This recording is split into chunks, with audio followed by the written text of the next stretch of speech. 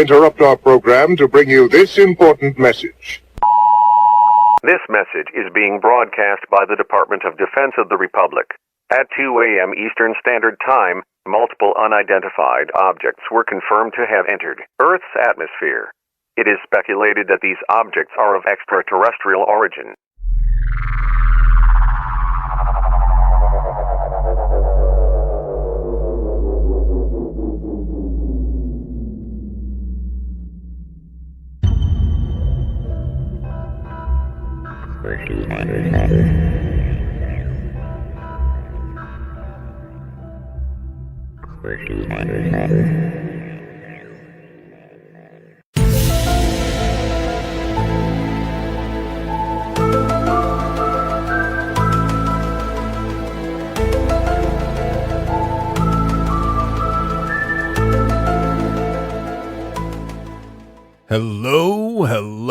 Hello, Earthlings.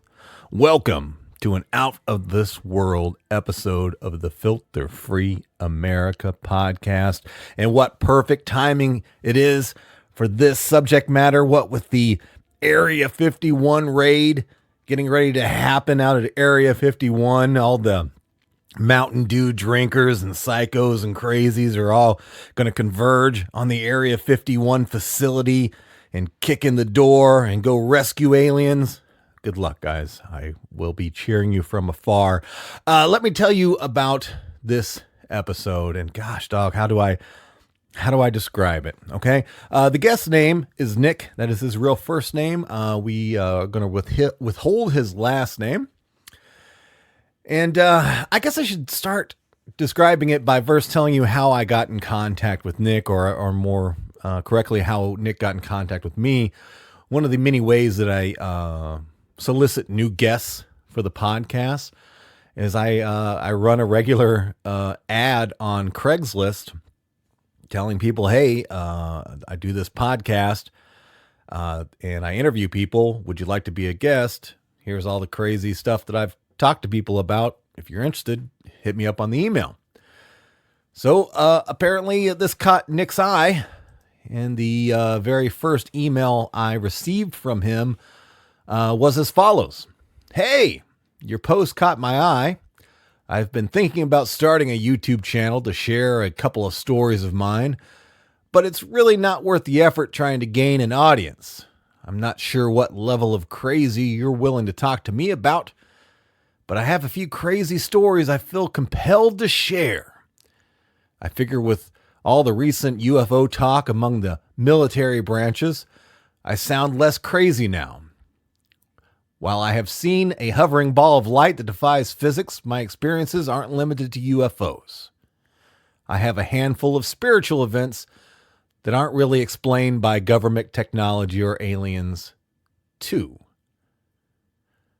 So that was the my introduction to Nick.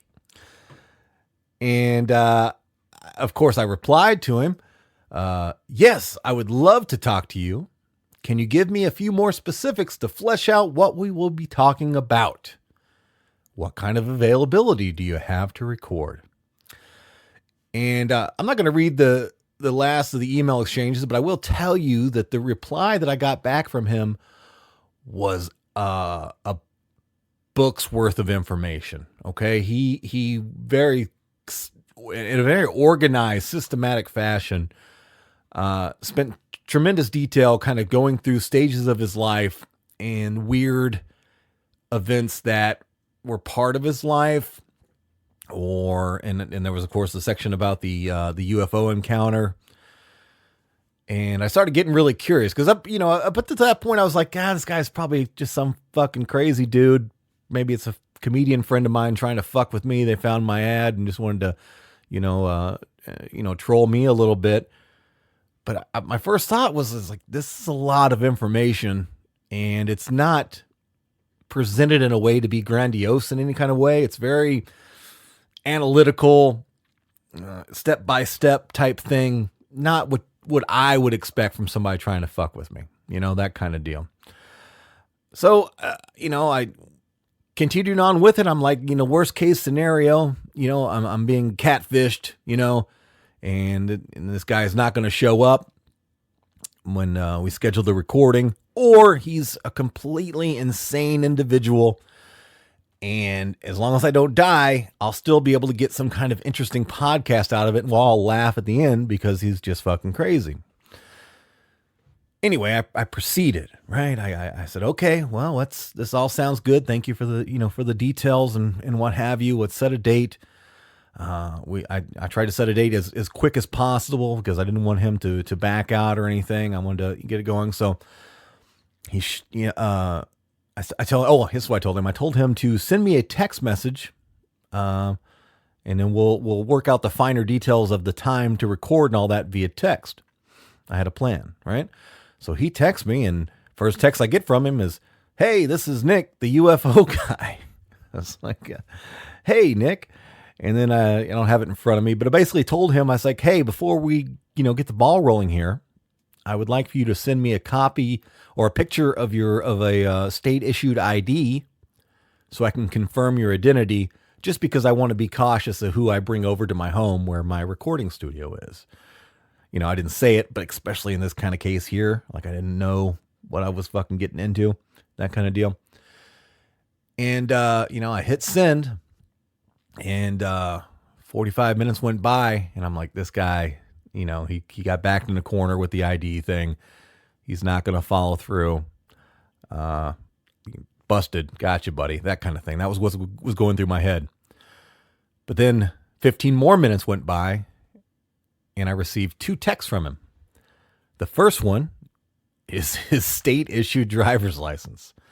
Nothing withheld. Nothing was blocked. I saw his address, his name, all the information that's on a driver's license. It was right there for me to see.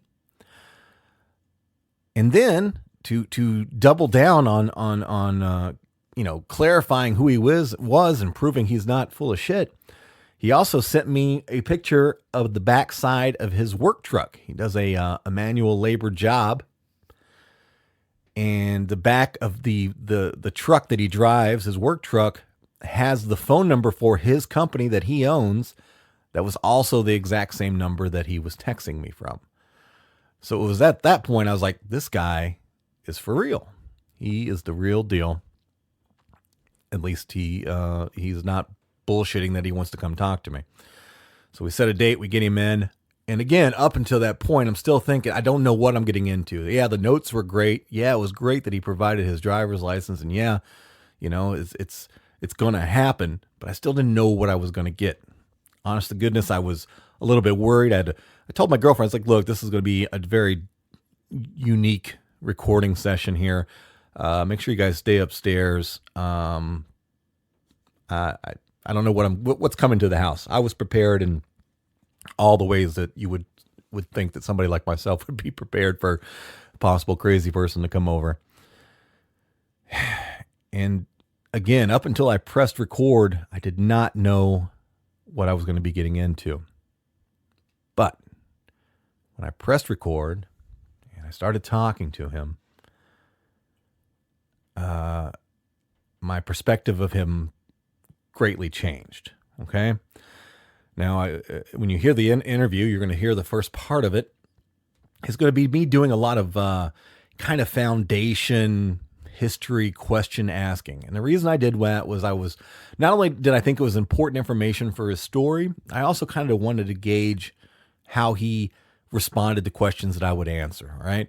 I'm looking at, as he's sitting across from me in my little recording studio, I'm gauging his body language and kind of the pace and cadence of his responses, just trying to see if I could get any kind of, baseline for how he responds to things. So when we get to these more fantastic, experiences that he's claiming to have, I can maybe see if there was anything different going on. And also I wanted to be a little bit clinical with it, so you as the listener could be as skeptical and get all the same foundation information that I think most of you would want to know too, about his history, his birth, and where he comes from and all that stuff. So we start talking, and I asked the foundation questions, as you'll hear. And then when we get into the more wild stuff, I don't see any changes, right? I don't see any body language or any kind of shiftiness in the way he's presenting his information. Not like he's creating it up.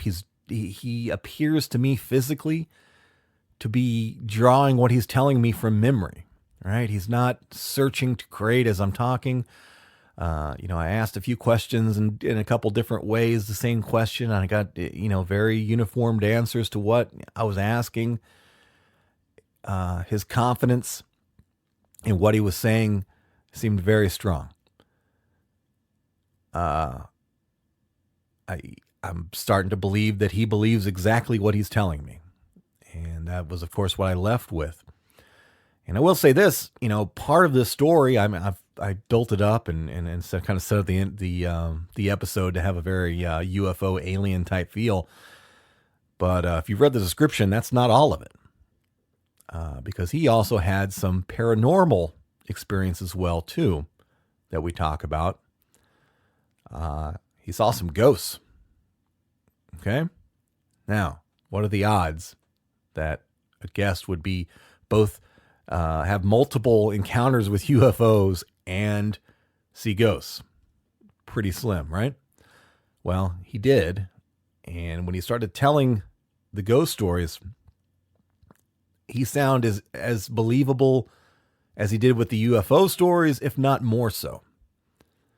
As you will hear in the episode, when we start talking about the second of the two encounters that he had, or two experiences with ghosts that he had, or what we're calling ghosts, he got very, very emotional, right? It was if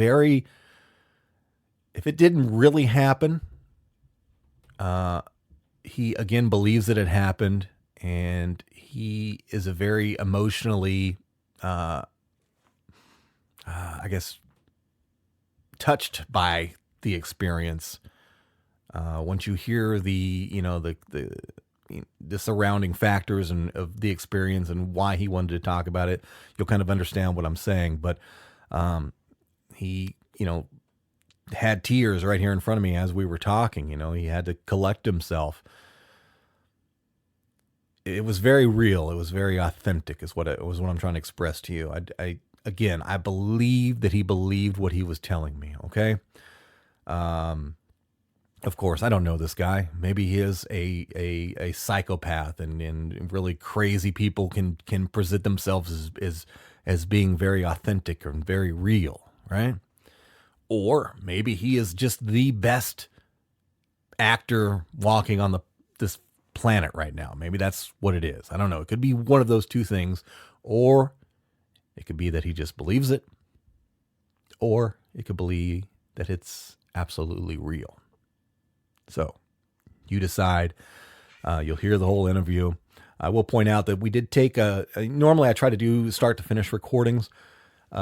He was nervous in the fact of, recording for the first time. This is something new to him. And so he wanted to take a break just to go take a leak and smoke a cigarette. And I think we did 2 breaks. I think, it's going to be like 3 different chunks. So I'll have a little transition in between the chunks on there. But that was the only reason we stopped, just so he could kind of, take a leak, smoke a cigarette, and get back on it. So that explains that there. Real fast before we get the ball rolling here, shout out to the one and only sponsor right now of the Filter Free Amerika podcast, and that is simplewebsite.us. Simplewebsite.us. Simplewebsite.us.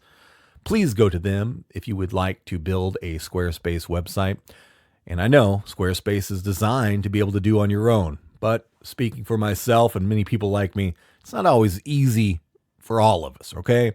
I had difficulties building my website, so I turned it over to them. I said, look, guys, I need a website for the Filter Free Amerika podcast. I want this on it. I want this on it. I want this on it. Can you do it? And they did it. They did it quickly, and they did it perfectly.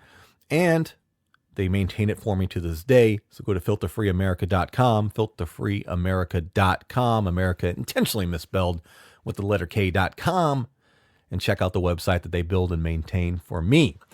But now, you don't have to have a website built from the ground up to deal with them. No, if you've already got a Squarespace website or you can do most of it on your own, go to them anyway, right? Because they'll help you with a few things, right? If you've got a little area that you would like to be improved, or you're just having a little bit of an issue here or there with something on your website building, they'll do that as well. And if you don't want to use their services at all, I suggest you still go to simplewebsite.us and check out their free tips and tricks that they provide for you right there.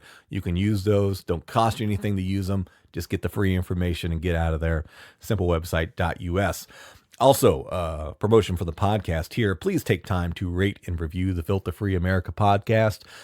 If you're on Apple, if you're listening to us via Apple or Google or Stitcher or whatever, make sure you're number one, that you're subscribed. You give a rating, like on iTunes, you can do the 5-star rating. If you're able to leave a review of any kind, especially like you can on iTunes again, please leave a basic review to help broaden the reach of the Filter Free Amerika podcast. Also, one other thing I don't talk about very often, but we will be moving into that area here shortly, is there is a Filter Free Amerika YouTube channel. You can get to that with a link via the Filter Free Amerika website.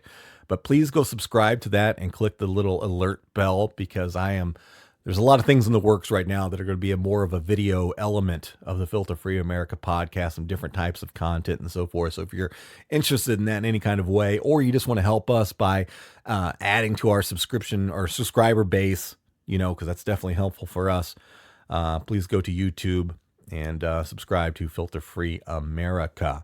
All right, let's get this episode kicked off. I'm not going to hold it back any longer. I'm excited to let you guys hear it. It was an exciting, nerve-wracking at some points conversation to have. But as always, let's give this episode a title. And I'm going to keep this one simple again, because I don't want to beat around the bush with this one. So I'm going to call this one My UFO Encounter with Nick. Right? That feels good, right? That feels like the type of title this one should have. It stands on its own. We don't need any fancy wordplay in this one. So here we go.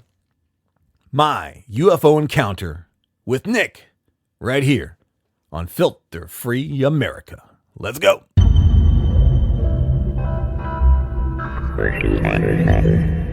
All right. So start, I guess, telling me, we're going to start with your childhood.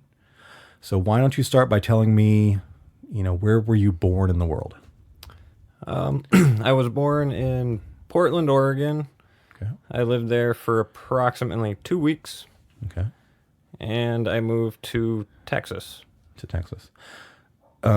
Starting in your place of birth, do you know of anything of significance that was happening at that time? Was there, let me try to think of an example. Was there some ridiculous weather at the time? Anything,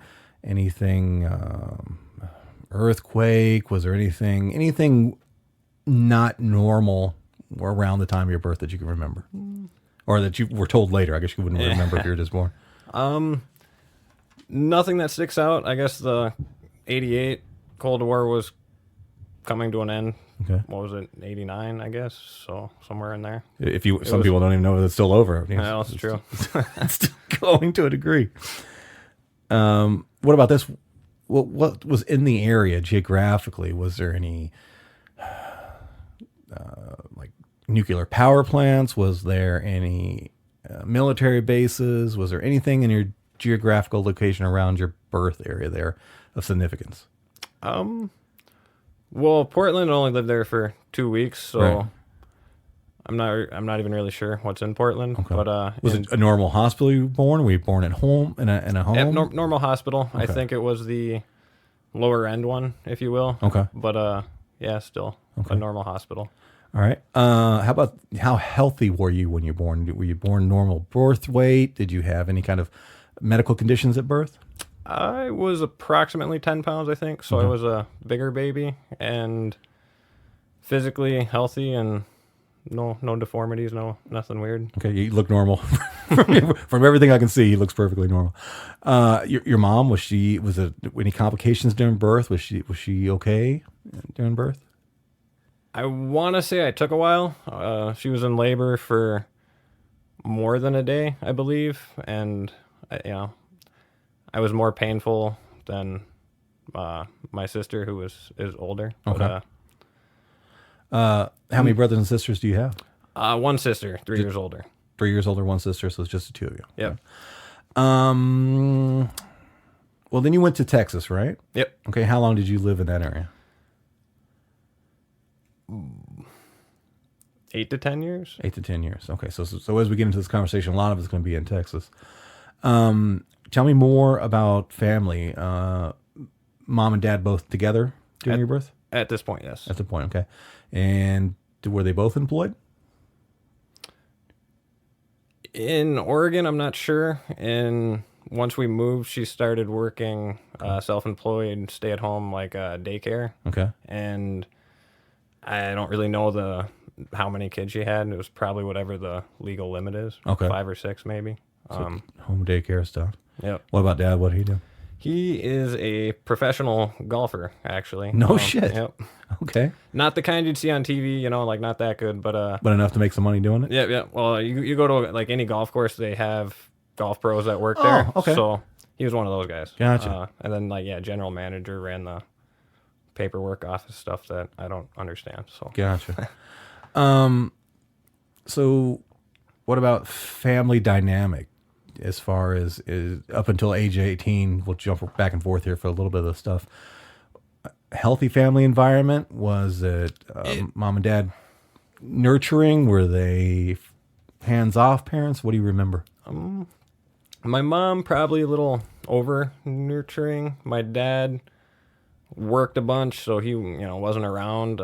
More of a stern, this is how it is, and no excuses type of thing. Okay. And again, sometimes if I ask a question, it's too personal. Just let me know. Any abuse? Nope. Physical abuse, mental abuse, anything like that? Nope. Okay. Talking more about your childhood things that you remember and kind of normal kid stuff. What were you into as a kid when your first memories? I'm talking like toys, games, things like that. What were you into? Played soccer as a sport. Okay. And swimming. Toys, I guess G.I. Joes. That was my favorite. Yeah. Love G.I. Joes. Yep. And what are they called? Like little Connects. They're like Legos. Mm-hmm. I remember those. Yep. Oh yeah, I played with those too. Fuck yeah, those are dope. Oh yeah. Did you had you talk about the ones that had like the little plastic like cube, and each little cube had like a little notch on it? Yep. That's exactly what I had. Do you have the metal ones too?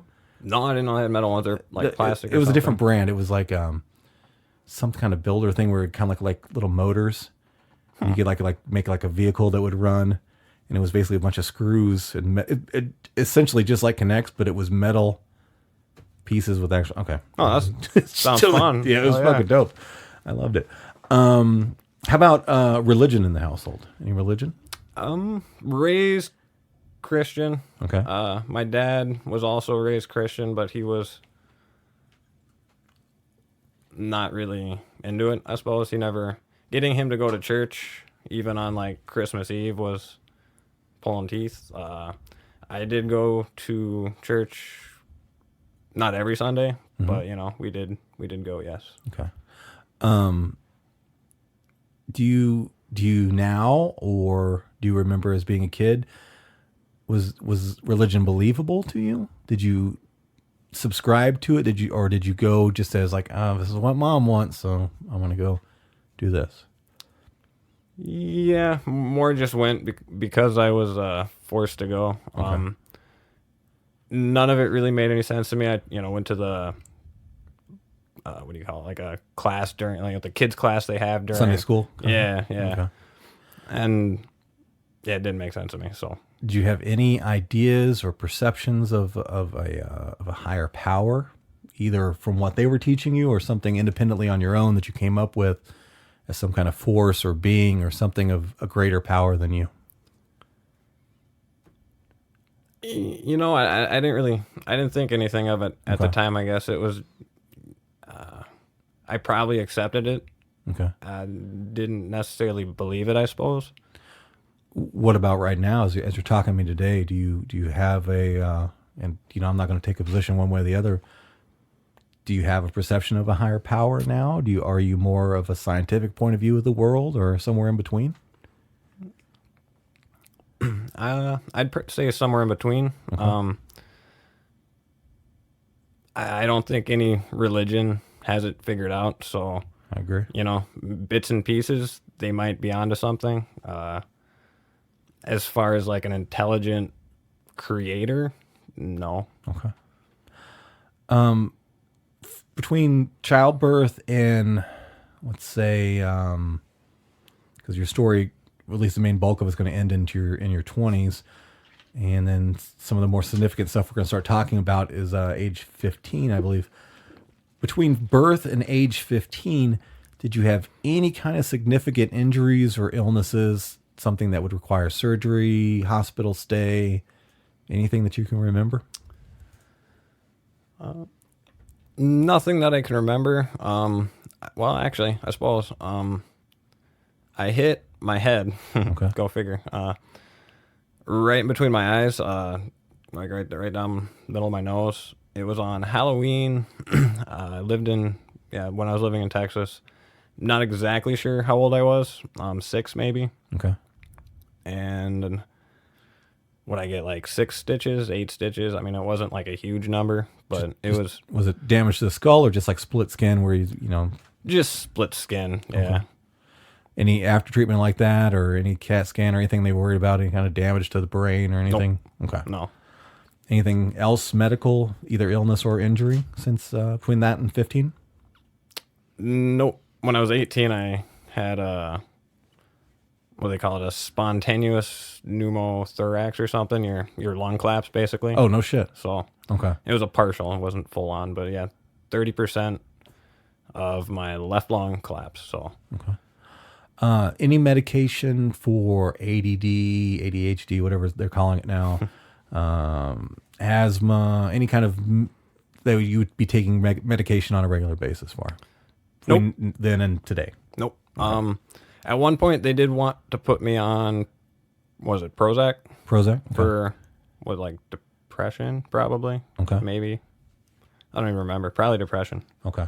What age was that? 15-ish. 15-ish, okay. Anything else there? I think that was all the background stuff I wanted. All right, so one of the first things of the notes that you sent me prior to this interview, I told you to send me just a list of everything that was kind of significant in your life that kind of fit around the theme of what we're talking about here. And one of the first things in your list was you had an ability to manipulate your dreams. Am I saying that correctly? Yes, sort of. I could start them off. I couldn't do anything cool once they started. Like some people can change their dream while they're happening. Like okay. I couldn't do that. I could. So let's start from the beginning. Then you tell me right now exactly what it was you could do and how did it. How do you remember that experience playing out? Basically, when I was laying there getting ready to fall asleep or whatever, I would have like a picture of a deck of cards almost, and I could scroll through it. And this is before touchscreens and all that stuff. This is also something you're doing in your head. It's not the physical cards. Yeah, all in my head. And each card, I guess, in my head had like a picture or like a thumbnail of which dream that was associated with it, I guess. And there was 2 sides. There's always, there's a left side and a right side deck or whatever in my head. Okay. And yeah, so I could scroll through and pick which dream I wanted, like watching a movie, and then once I set my mind on I want to watch that dream, okay, I'd fall asleep and that dream would usually play. Okay. First question, what age do you remember starting this? No idea. No idea. No idea when it started. Do you remember any of the dream options? I remember a couple of the bad dreams, the ones that I didn't want to pick, I suppose. The ones that would sometimes, like I said, it didn't work 100% of the time. So you tried to pick a nice happy dream, and sometimes a bad dream would come. Okay. So I remember the bad ones, I guess, and they're not like horrible dreams. Living in Texas, worried about tornadoes. That was, I guess, kind of a big thing. I spent a few nights in, underneath the stairs, for nothing ever hit. No big deal. But so yeah, a lot of my dreams focused around tornadoes and coming in and destroying the house. So those were my bad dreams that I do remember. So am I understanding it correctly that in your 2 decks, mental decks that you have, is one side completely good options and the other side bad options? As I remember, yes. Okay. Can you give me some examples of first good options? Honestly, I don't remember any of the good The ones. specifics of it. Okay. Yeah, I know. And of the bad ones, you mentioned tornadoes being a significant one for you. Was there any other bad ones that you could remember? Honestly, no. Man. The bad one that I guess sticks out, we were in like a large dinner hall maybe looking thing with a big table, and we were all hiding underneath the table. Okay. And just experiencing the tornado as it's surrounding you? Yep. Okay. So that's the one dream I guess I remember as a kid. Do you remember having any dreams that were totally nothing you selected, that were just involuntary dreams, either bad or good? Probably. Okay. I don't remember specifically though. Is there any specific dream that you can remember, good or positive, that wasn't one that you selected, that was either something that was a fucking awesome dream or one that was terrifying? And we can go all the way up into, current age now. Are you now having dreams that you don't select? And if so, are they good or bad or nightmares or whatever? I've lost the ability to select my dreams a long time ago. Some probably when I still lived in Texas. So towards the age of 8. Now I very rarely dream that I remember. Apparently you always dream, but you just don't remember it. So I pretty much never remember my dreams now. Right.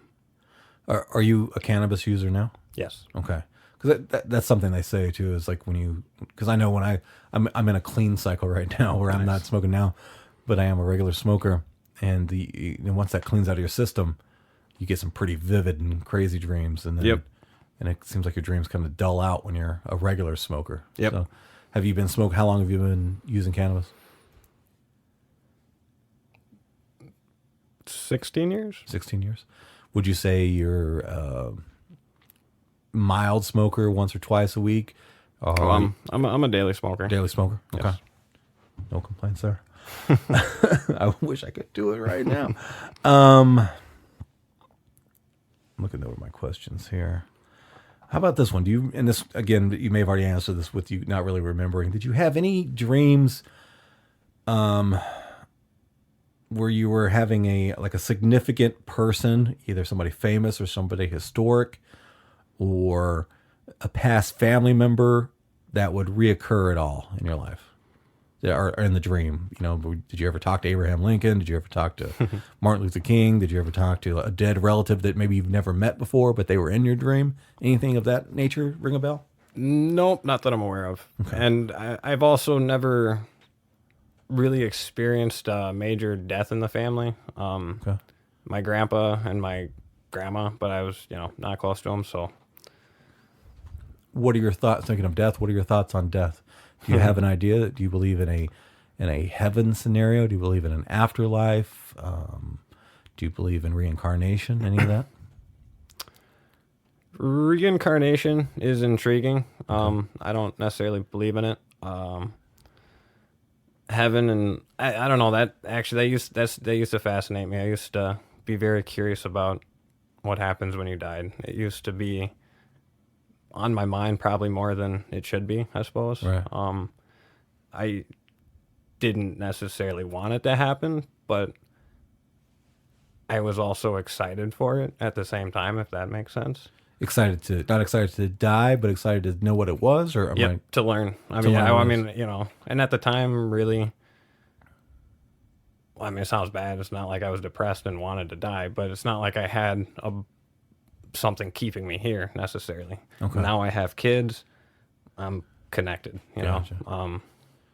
Do Do you remember having or maybe you just answered that, but did you have a fear of death, or like you were worried about it coming on you, or you expected it maybe unnaturally, like, oh, I think I'm going to die, or I think something bad's going to happen? Did you have that at all? No. At the time, no.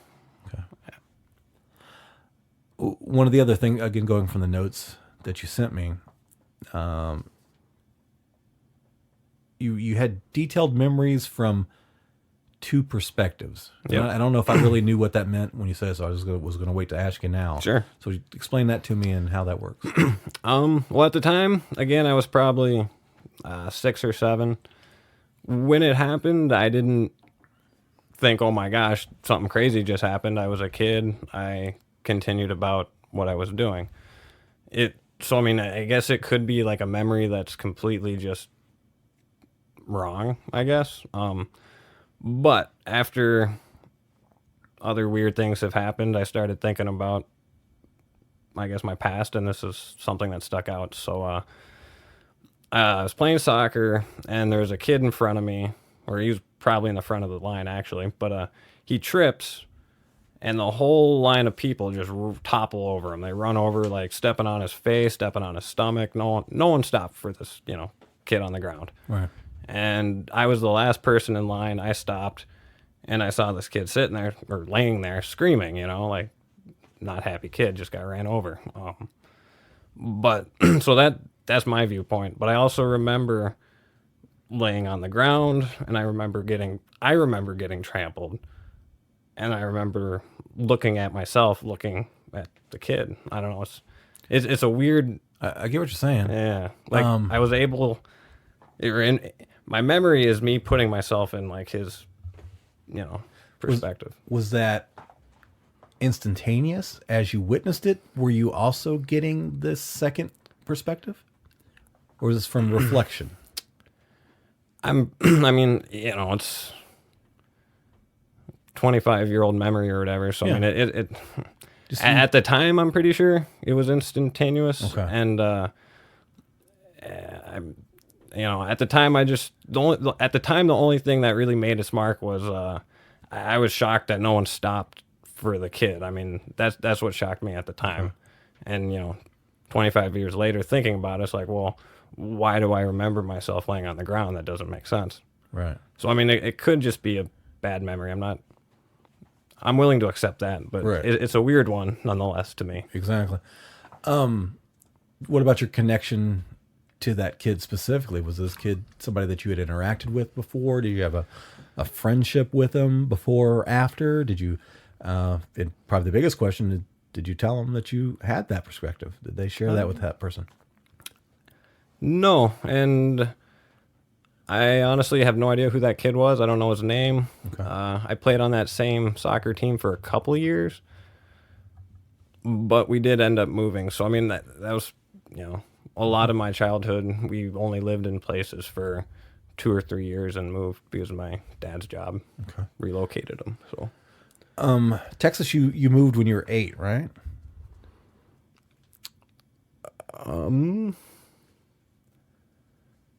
I lived in 2 different spots in Texas, so it's I moved to Minnesota in 3rd grade. 3rd grade. Okay. So that's when I officially got here. I was trying to determine when to start asking about your teenage years. So you were in Minnesota during your teen years. That answers that for me. So let's talk a little bit about your teenage life, and then we're gonna, as we get, partially through your teens, we're gonna get into some of the more interesting stuff. What are your teenage years life memories like? I mean, from 12, 13, 14, happy childhood, lots of friends, no friends. What were your interests as a teen? Let's see. Hold on. Yeah, go ahead. Let's see. In 7th grade, whatever. I'm better with I guess grades and probably areas that I was living rather than exact ages. So sorry. Yeah, however you want to remember. That's 7th grade. I lived in Elk River. I went to a Christian school, and I was basically the problem child. Even without, I mean, I didn't cause problems, but you didn't wear a belt, you didn't tuck your shirt in right, you didn't have the right color of a shirt, like they, way too strict. So I got in trouble for just stupid things Pushing all back the time. to authority kind of feeling? Is that... Yeah, maybe. I didn't like them. I spent a lot of time in the detention, I guess. So. Okay. And then they fined you for little things. If you forgot a belt, it was like a $3 fine, Really? Yeah, it was. And that comes out, as the kid, you got to pay that? Or it was like your parents could charge for it? Yeah, I mean, I asked my mom. I didn't have money, so yeah. Okay. I should do an episode on that. Jesus. That would piss me off. It was Alliance Christian Academy. Oh, yeah. I think the building's still there. I don't know if it's a different name now, I think. But Okay. Well, what do you remember anything significant besides getting in trouble there? Do you remember as far as how the staff or administration was? Were they very strict? Was there corporal punishment? Any paddling, anything like that? Or were they... No, they were fairly nice. Okay. I think it was mostly like the assistant principal and then the head guy, and then all the other teachers is like, well, I have to report this type of thing. Sorry. Okay. So, some teachers overlooked a few things on occasion, but I got in trouble there a lot. So finally convinced my mom to like just put me in public schools. Like I don't need that. Right. I went to it was a Christian preschool. I think, yeah, that's what we call it, preschool, right before kindergarten. So it must have been like 4. And was it Catholic? I think it was, yeah, because there was nun uniform. So it was a Catholic preschool I went to. And they were very strict like that too, but I don't remember uniforms. This is my one memory that is just burned in my head is we were on the playground on like I guess whatever be recess, and we were only there for half a day. But me and this dude who I was hanging out with, we were digging in the yard of the church field kind of thing. And I remember one of the nuns coming up to me and asking us what we were doing. And I don't know why I said it, or, this wasn't like a thought that I had before I did it. Right. But it was just like a smart ass answer I wanted to say and try to be funny. I was like, oh, we were digging for the devil. I bet she didn't like that. She didn't like that shit. I didn't know how much they didn't like it until later on. I got called into like I don't remember what the classification was, but it was one of the fathers, the guy with the collar.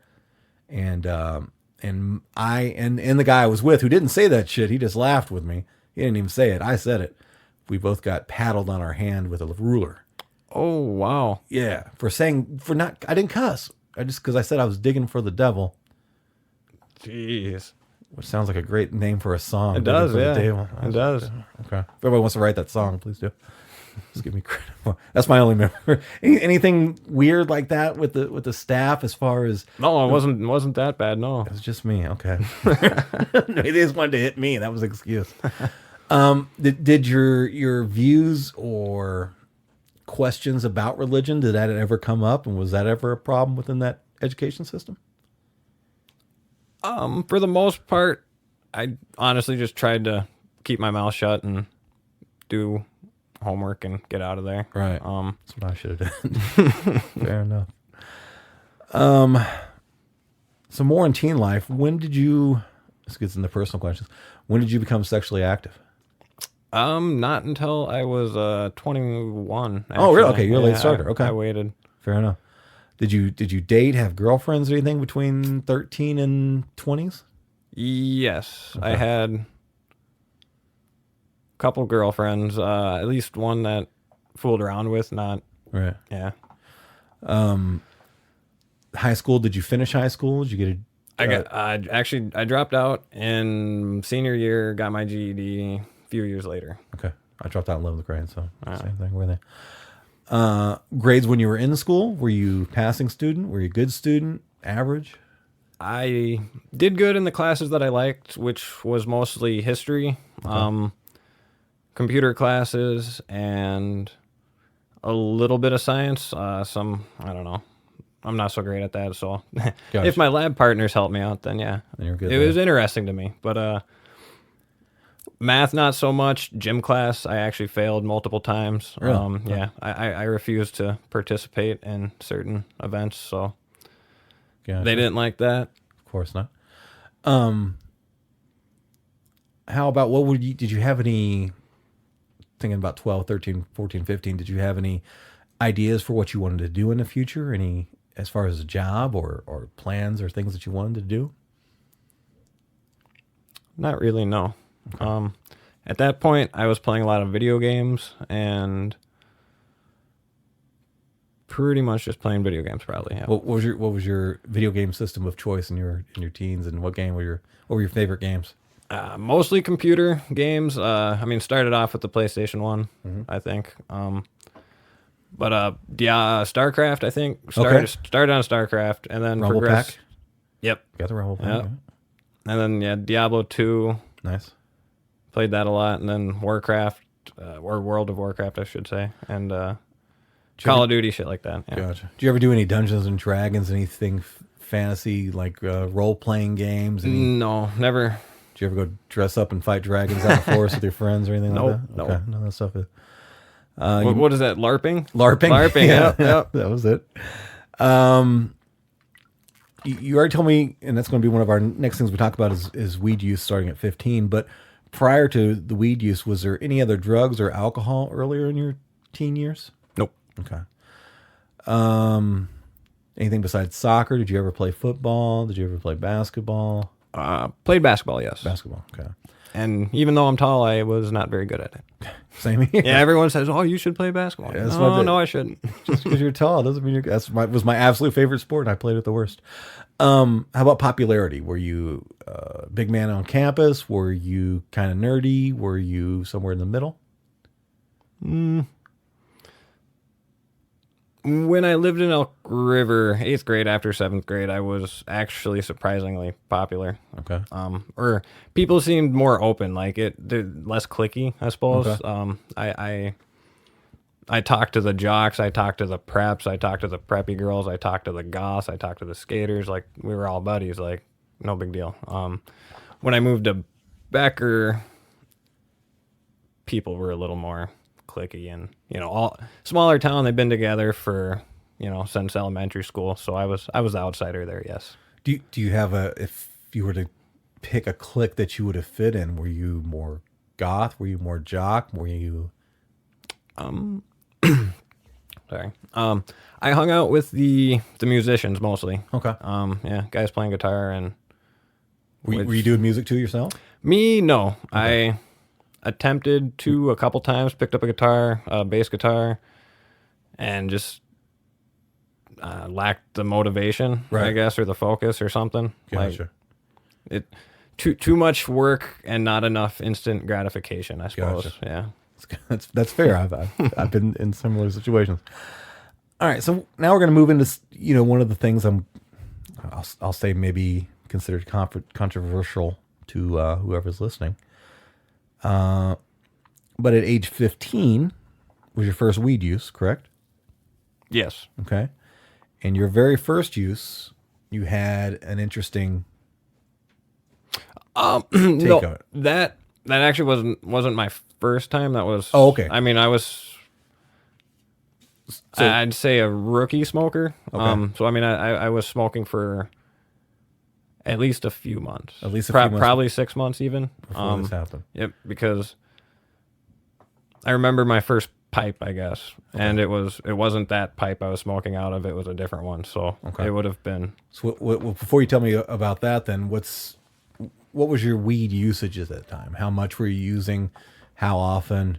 How good was the weed back then? Yeah, not very good at all. Okay. It was the swag brickweed that with right, all the seeds in it, stems, and you got to spend an hour cleaning it all out. The bad old days. Yeah. Yep. Gotcha. And at that point, I wasn't smoking that much. It was, I smoked out of a one hitter, so it was a little box. So you're taking little rips of bad weed. So gotcha. Any other at the time when you're starting doing the weed? Were you any other drugs in the picture, or any other excessive alcohol or anything like that? Nope. I've never. I've drank, but I'm not a drinker. Not a drinker. So, okay. Yeah. All right. So somewhere within this weed use time, you had a very weird incident happen when smoking. Yep. Why don't you take me to that day and describe it from start to finish in your words. All right. Sorry. Yeah, go ahead, take it for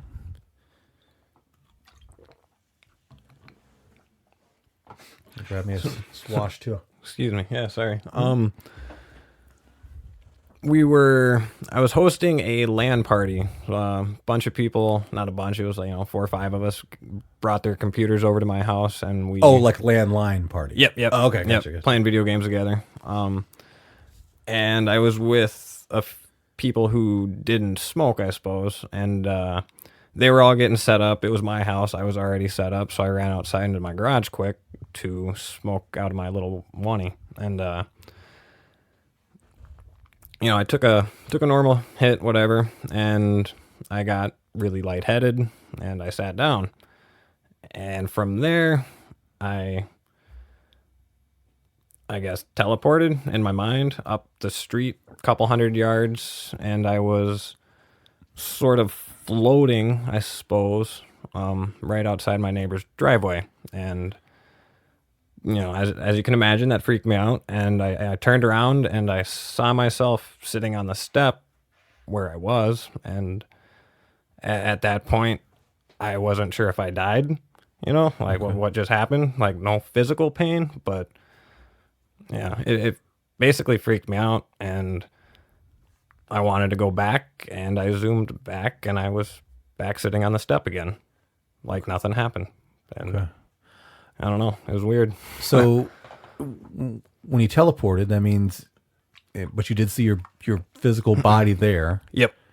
So yeah, I guess Describe to me with a little bit more detail, or as much detail as you have, when you teleported to the furthest point. Are you looking at yourself? Are you translucent? Can you see yourself? Any kind of visual of your body from to the point of where you traveled to, or is it more of mental? Are we talking like a mental traveling where it's just your vision has gone that far? I would say my vision went that far. At the time, I didn't look down to see if, I should have, obviously. I should have looked, are my hands there, are my feet there? I didn't. I was mostly just looking around and, how'd I get here? When it was happening, I suppose it kind of felt like I was stretching away from my body, if that almost makes sense. More like an energy pulling? Yeah, maybe. Like yeah. a physicalness that you felt? Like somebody, like if I was to grab you by the shoulders and pull you towards me, was it like that, but maybe like an energy pulling you? Sort of, yeah, maybe. That's not a bad way to describe it, yeah. Okay. And like when I went back, it felt like, like you have a spring or whatever and you let go. Okay. That's what it felt like, I guess. Did it feel like a rapid speed? Yes. Okay. Very fast. And so yeah, when I say teleport, it is not necessarily point A to point B instantaneous. It was more of a, I guess, traveling at a very high rate of speed. Okay. Floating. Fast enough. I'm just trying to visualize in my head. Was fast enough to be near instantaneous, but slow enough that maybe you would see you through your peripherals as you're moving, like Yes. passing driveways, passing trees. and things like that. Yep. And going around them, I didn't go through anything. You just went through an open, clear path. Yep. No pain, no discomfort. You said that already. I'm just trying to think of whatever else I would be curious about if that was happening to me. Did you feel like you were floating, or did you feel like you were planted? And when you were moving, were you taking steps, or was it a levitation of sensation? Definitely levitation, sensation, floating. Yeah. Okay. Which pretty cool, I suppose. Any, as far as your senses go, you pretty much told us what you saw. Do you remember any unique smells or sounds? Sounds during travel, especially? Any manipulation of the sound, or sound of wind passing your ears as you were moving from point A to point B? Not that I recall. That's a good question, though. No. Okay. Anybody see it at all? Unfortunately, no. Everybody else was inside. Yeah, I didn't even tell any of them. That was, the typical response, like, "Oh, you're high, of course." Right. Like, okay, fair enough. But Was this maybe, the weed that you had this time, was it an exceptionally good strain of weed or a different strain of weed? yeah, it was Or a contaminated strain of weed? Maybe some contaminated. Yeah, maybe there's some extra chemicals in there. But I mean, that was the only hit that did it Okay. of that batch, or since I've never had that experience before. So, or since then. So That was the one time. one time. As you traveled back and tell me again first how distance-wise, guesstimation of how far the point of travel was from where your body was sitting into where you traveled to? 200 yards at the max. Probably closer to 150. Okay. When you got back to the body, and you said you wanted to go back in your mind. Yep. Okay, and it just started to happen going back. Yep. So as your being or your consciousness re-entered your body, was there any kind of sensation, smell, touch, sight, anything different when you re-entered your physical being? Not that I'm aware of. Were you instantly in control of your physical body? Yep. Like you're back in and you could move your arms. I remember it as being back in, me standing up and turning around, walking straight back in the door. Okay. Like, I don't think I wanted to even be outside anymore at that point. I wanted to go back inside where there was people, I guess. Because, I mean, before that, I've never... I mean, if you leave your body and you turn around and look at you, what are you going to think? Like, I thought I was dead. So, Right. I mean, it wasn't necessarily a pleasant experience, even though, nothing, like I said, it wasn't painful, but it was shocking, and it was very frightening, I suppose. I can imagine. Yeah. Any illness prior to or shortly after that? By illness, I mean like upset stomach, diarrhea, dizziness, any of those from before or after? Not that I remember. I remember it being just going back inside and playing video games, and like I said, I didn't tell any of those people. So, I mean, there's one friend that I have that I talk about this stuff to. And that's really only because he was there for one of the other stories that probably is next. But Right. So I mean, to me, he's Somebody you can confide in. yeah. Okay. Yeah. Gotcha. And even at that point, like, nothing else really weird has happened to me. That's the only weird thing. So Okay. at the time, I was like, yeah, that's good weed, Right. or I guess, but Looking even back, though it's not, but yeah, I mean, I would pay extra if I could have some weed to make me do yeah, that. no, me too, yeah. It'd be fucking awesome. It's that time travel weed, man. You gotta try that shit, man. Takes you down the street and back again. It's fucking awesome. $500 a gram. Okay, let's do that. What was I gonna ask before I started making stupid jokes? Oh, when you got back in, you started playing video games. Were you at your normal skill level? Did you feel like your skill level was retarded a little bit, or did you feel like you were playing beyond your normal skill level? Did you feel any improvement or decline? Yeah, I'm not sure. I'm usually fairly good at all the LAN parties that I've gone to. I usually piss people off because I Nice. play games that I've never played before and do pretty good. So, Okay. Did I do better that day than normal? Not. Okay. I can't nothing say. distinctive. Yeah, nothing distinctive. Yeah. Okay.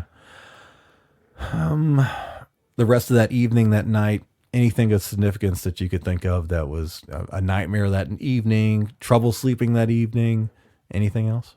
No, I pretty much just blew it off, I suppose. Okay. And that was the only time that experience has ever happened, right? That's the only time. Okay. And if I could recreate it, I would. Okay. But Yeah, me too. I mean, I'd hanging out with you all the time just to watch you do that shit. There he goes. He's fucking traveling again. So now we're going to get into the first of the UFO experiences. all right. And correct me if I'm wrong.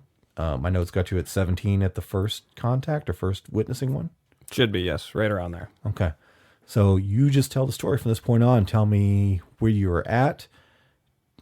as much description as you can. If you leave something out, I'll ask it. But Sure. something like time of day, Yep. season, winter, summer, whatever. Just tell your story from this first experience.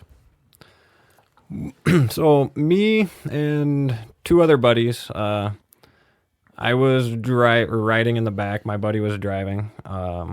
We were on our way back from St. Cloud, driving on Highway 10, going towards Becker. Okay. We smoked at the house where we were at in St. Cloud. We didn't smoke on the drive back.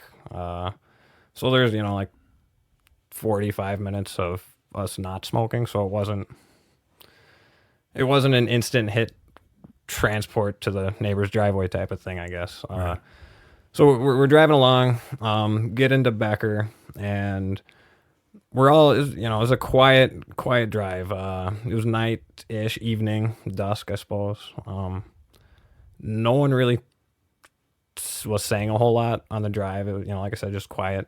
Everyone was thinking about whatever they were thinking about, and we get into the main street in Becker. I believe it is 23. Driving by the courthouse, the trailer park, and there's the school right there.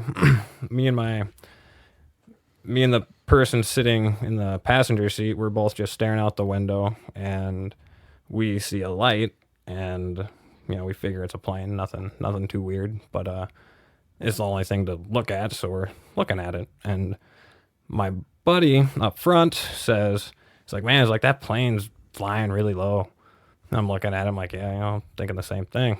And the thing starts slowing down, and it's like, man, that's weird. That's already going kind of slow. It's really low. There's nothing around here for it to land in, So eventually the thing just came to a complete stop, and my buddy starts yelling. He's like, "Dude, that thing stopped. Turn around, go back there." And so yelling at the driver, he pulls an illegal U-turn, and we drive back there, and I suppose, I don't know who's familiar with the area, but Becker Trailer Park, there's call it the ball fields. I suppose it's a little built up now. It used to just be a giant dirt parking lot, Okay. and maybe like one or two dirt baseball fields. But so we get back there, and essentially there's a ball of light just hovering there at about tree height, 50 yards in front of us, maybe. I mean, it was close. I mean, a baseball player could probably hit it with a baseball type of thing. I probably couldn't, but it was at almost rock throwing distance. Okay. Can I stop you right there and catch up a couple things?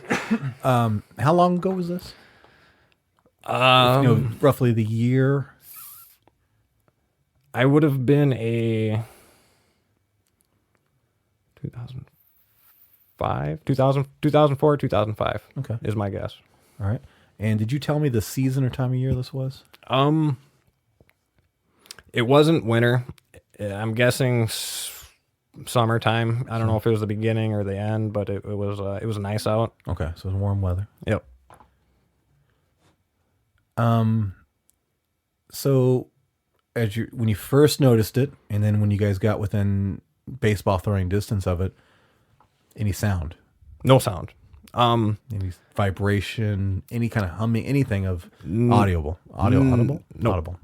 The driver had a souped up Grand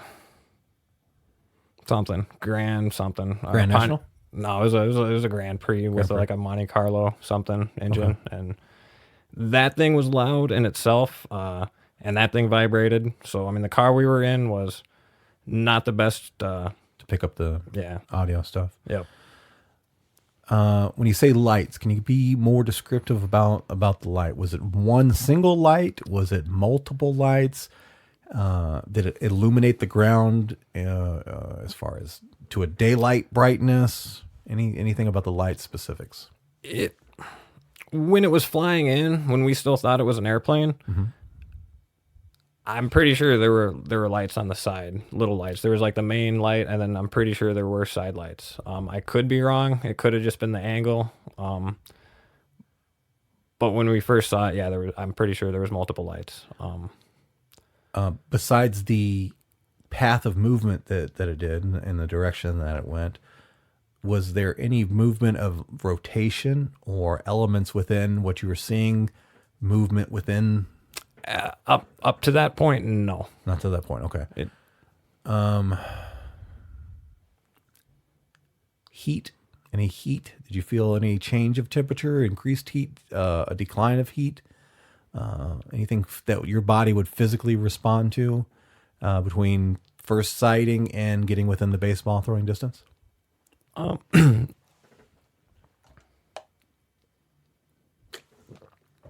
Sorry. No, not that I'm aware of. Yeah, no physical things that I can think of. I mean, we were all getting excited at that point. Like, even if it's a helicopter, what was it doing there? Like, exactly. You know, like maybe it's a government something. Like, I don't know. So we were getting excited at that point. Any other travelers on the road around you? Did anybody else take notice of that? Did anybody else stop with you guys? Yes and no. When we pulled our illegal U-turn, there was someone walking their dog right there. Really? It was a 2-door car. I did not have my own window to roll down.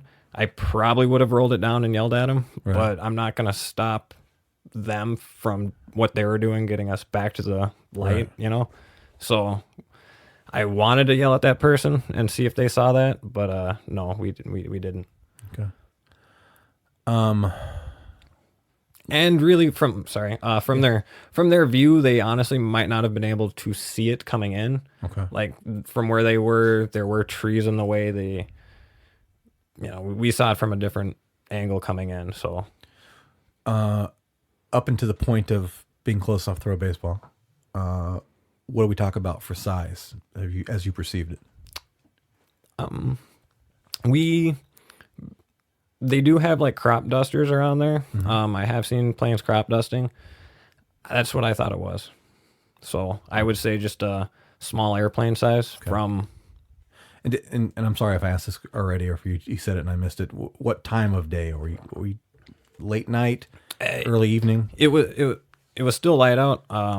So it was dusk. It hadn't quite gotten dark out. My buddy was driving with his headlights on though. So so sun was setting. Yep. The process there. Trying to think of anything else leading up to when you got closer to it. Okay, so take me there. You're within the baseball throw away from it. Yep. What are you seeing? What are you feeling? Oh, this is what I was going to ask. Up until this point, have you guys acknowledged to each other that is this a UFO or is this something weird, or was there any conversation that you remember? No. Yourselves? The only, like I remained quiet the whole time. The driver remained quiet. The only person who said anything was the front passenger. He said that that plane is flying really low. Hey, that plane just stopped. Those were the. Well, then we yelled at him to turn around. Okay. So I mean that was pretty much the only words. How many of you was there? You said 3 of you? Yep, three total. Three total. Two besides me. Were any of you scared, or say was one of you saying, "Hey, maybe we shouldn't go over here," or were you guys all kind of enthusiastic about going there?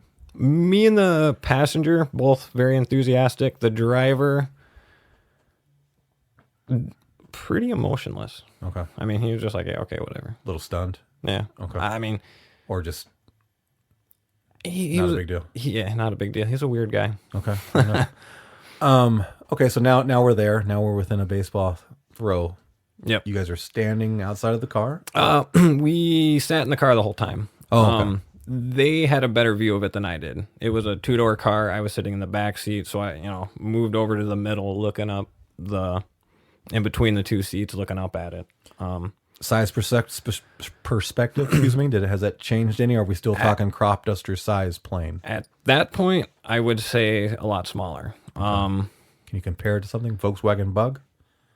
Maybe? Or yes, or smaller. Or smaller? Or smaller. Okay. Tell me... Probably smaller. Okay. Tell me as much physical detail about what you're seeing. Mostly... I mean, mostly it just looked like a floating ball of light. Okay. It didn't look like there was a structure. I couldn't see like a metal door, like, you know, like I couldn't see a side wall to it. I couldn't see through it. It wasn't like Delta Airlines stamped on the No. side or something like that, or U.S. military. You know, No, that like would have been cool though. No, Right. yeah. No. Yeah, no, I mean, it looks like just a giant light bulb floating there. Okay. So, So essentially light, no structural details outside of the basic round shape. Are we doing anything? Are we getting any audio at this time? no audio other than the guy's rumbling car. So, Okay. and I will say a helicopter or something would be loud enough to overpower his car. yeah. I mean, at that range especially. Right. And you would, the dirt parking lot, no dirt was getting kicked up. You know, Okay. it was the trees right next to it were Yeah, not that close, moving. you would feel the thump of the blades. You Yep. would feel something. Something, yeah. What is it doing as you're there from this distance and you guys are sitting in the car? Was there any change in its behavior as it sat there? Or No, hov- none. Okay. It sat there, just sat there. is it hovering or is it on the ground? Hovering. How Yep, far sorry. off the ground? About tree height. Tree height. Okay. And how tall trees are, I have no idea. Okay. But We can guesstimate a Yep. basic height, tree height. During this encounter, did it ever do anything that would make you think that it acknowledged your presence? Did it turn? And again, you can't see like a window or anything on it, but did it turn in your direction or spin in your direction? Anything that would make you think that there was somebody or something intelligent enough to recognize you guys being there? as soon we watched it for, I would say, well, I mean, it felt like forever. It was probably only for 10 seconds, 15 seconds we sat there watching it, and the driver decides to turn his lights off, the headlights of his car. And that's when it acknowledged us. Okay. Like, it noticed us when we turned our lights off. And by acknowledge you, what did it do? It looked like the light shifted and it was looking directly at us. Like, it Like a projected light, like a light coming forward? no, just I mean, like, I can't see like a physical structure, like I don't see a physical object, Right. but I mean, it still looked like it turned to look at us at that. Pretty much as soon as he turned the lights off, it was like, hey, what was that? And Okay. that's when it looked at us. Yeah. From there, we pretty much, I think we freaked it out. Like, once it knew we were watching it, it looked at us. It did a 90-degree turn, as far as I can tell. Like I said, I mean, it's a ball of light. But Right. the light shifted somehow. Okay. And then, so now it's looking at us, and then it shifted again to what I would say looking away from us. So it did a 90-degree turn towards us, and then 180 degrees looking away. Still hovering at this point, like not moving. Is there any disturbance around? You say tree height. Was there any trees close to it enough to sway or move unnaturally around its presence? If it was a helicopter, yes. If it was like a Harrier jet, I've been to an air show. I've seen a Harrier jet do some pretty cool stuff. Right. Those things make a lot of noise. They push a lot of air, and they make a disturbance. They would have been close enough, or the trees would have been close enough for something like that to be affected. Yeah, but the floating ball of light didn't affect the trees that were within. They were pretty close. I mean, they should have. Yeah. Gotcha. Has anybody else showed up, or did anybody else ever show up during this first experience? Nope, just us that were in the car. Okay. So now it has spun. It's acknowledged you. It's spun, pointed the other way. Is there any more conversation with you guys? Has anyone said, "Hey, this is a fucking UFO," or "This is a fucking alien," or anything like that? No, we all just sat there and stared at it in disbelief. I'm pretty sure. Yeah. Were you scared? After a little bit, actually. I wouldn't say terrified. I was concerned, I suppose. Okay. yeah, unknown. What is it? You know, what's Gotcha. it doing there? At first, I thought it was the coolest thing ever, but then it's like, yeah, wait a minute, why? What is it? Why is it here? So, so yeah, kind of alarming. Are we still nothing environmental? Nothing smell? We've already said no sound, Nope. no temperature adjustment or anything like that. You didn't feel warm or excessively cold. Nope. Okay. So it's spun around. What happens next? It pretty much does a little bob, a stationary bob. It goes up and down, you know, a couple feet maybe. And from there, it just shoots like, I guess distance-wise, let's see, across the parking lot. So 60 yards maybe. And, but it did it just, you know, instantly. And it was over there. And it stopped instantly. It, you know, there was no deceleration time. It was stop, and then it changed directions and shot closer to where it was originally, you know, back across the parking lot, stopped, and, you know, did that a couple times. It just zigzagged back and forth at insane speeds. Like, not instant, but, I mean, it got across the parking lot fast. So At this point, and it's a tight little area. So I mean, going that, like, whatever speeds that was, like, in a little spot without hitting any trees. as much as you know modern technology at that time, is there anything comparable to what you were seeing in movements? Even in the slightest question, was there anything, like, if you know, whatever, it was 2005, I don't know if there's, you know, those personal drones weren't a big thing then, but was there anything that you could compare it to, or that you would think it would even be slightly like? No. Yeah, I mean, nowadays they do have all those drones. Definitely don't move that fast. If it would have just been hovering there or something, sure, maybe. Right. But the Harrier jets, like, I've been to an air show. My stepdad's into airplanes and stuff, but took me to an air show, and I, you know, seen the Harrier jet, and that's the only plane that I'm aware of that can hover. Right. And that thing's noisy from, you know, 1,000 yards away. Yeah, I've seen one too. It's you would know what it was. If you had any kind of knowledge at all of aircraft, you would know what it was. And then, yeah, I mean, then helicopters, they're just, I mean, they're cool, but they're clunky. I mean, that's... Yeah. Even the high-tech ones now, still there's some, you know, noise and Yep. distinctive things about it that are different than what you're describing. So from this encounter, where did it proceed? How did it end from here? Well, after it zigzagged about a little bit, it, I'd say hovered there for a second and then shot off towards Monticello, like up. That was the direction it went, but it was also going up. So, I mean, my thoughts is it went into space in a fraction of the second. So, I mean, That like, was the plane. It would look like it was accelerating out of the atmosphere. Yep. In that direct, not going Yep. It was. horizontal, but vertical. Yep. Okay. And that really bright light was gone in a blink of an eye. So, I mean, you'd either turn the light off, I guess, or it was Traveled beyond. It was your- gone. Yeah. So, three guys sitting in a car. That just happens. What's the first conversation? I pretty much wanted to tell everybody. I get on my phone, start. You guys interact with yourselves first? I honestly, I don't remember. I don't remember. I mean, yeah, I'm sure we were all freaking out. Like, you know, what was that?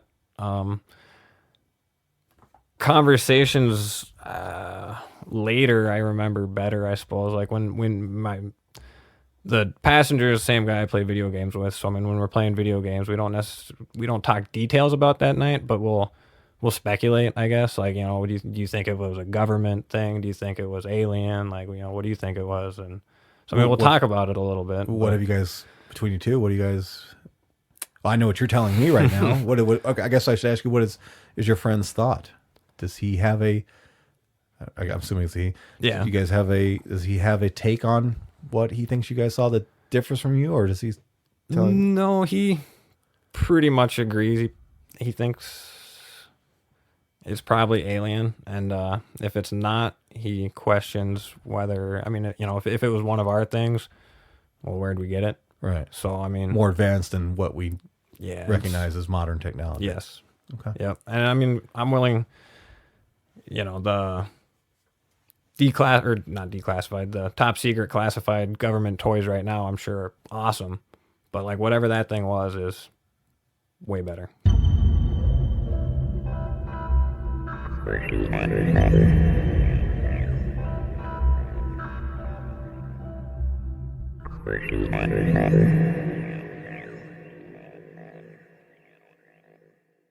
Did you ever call like 911? If you didn't call them, who did you contact, and who have you told, and who did you tell immediately? And Didn't call 911. We pretty much and you should never call 911 because the cops would just come and shoot the aliens. That's usually how they would do it.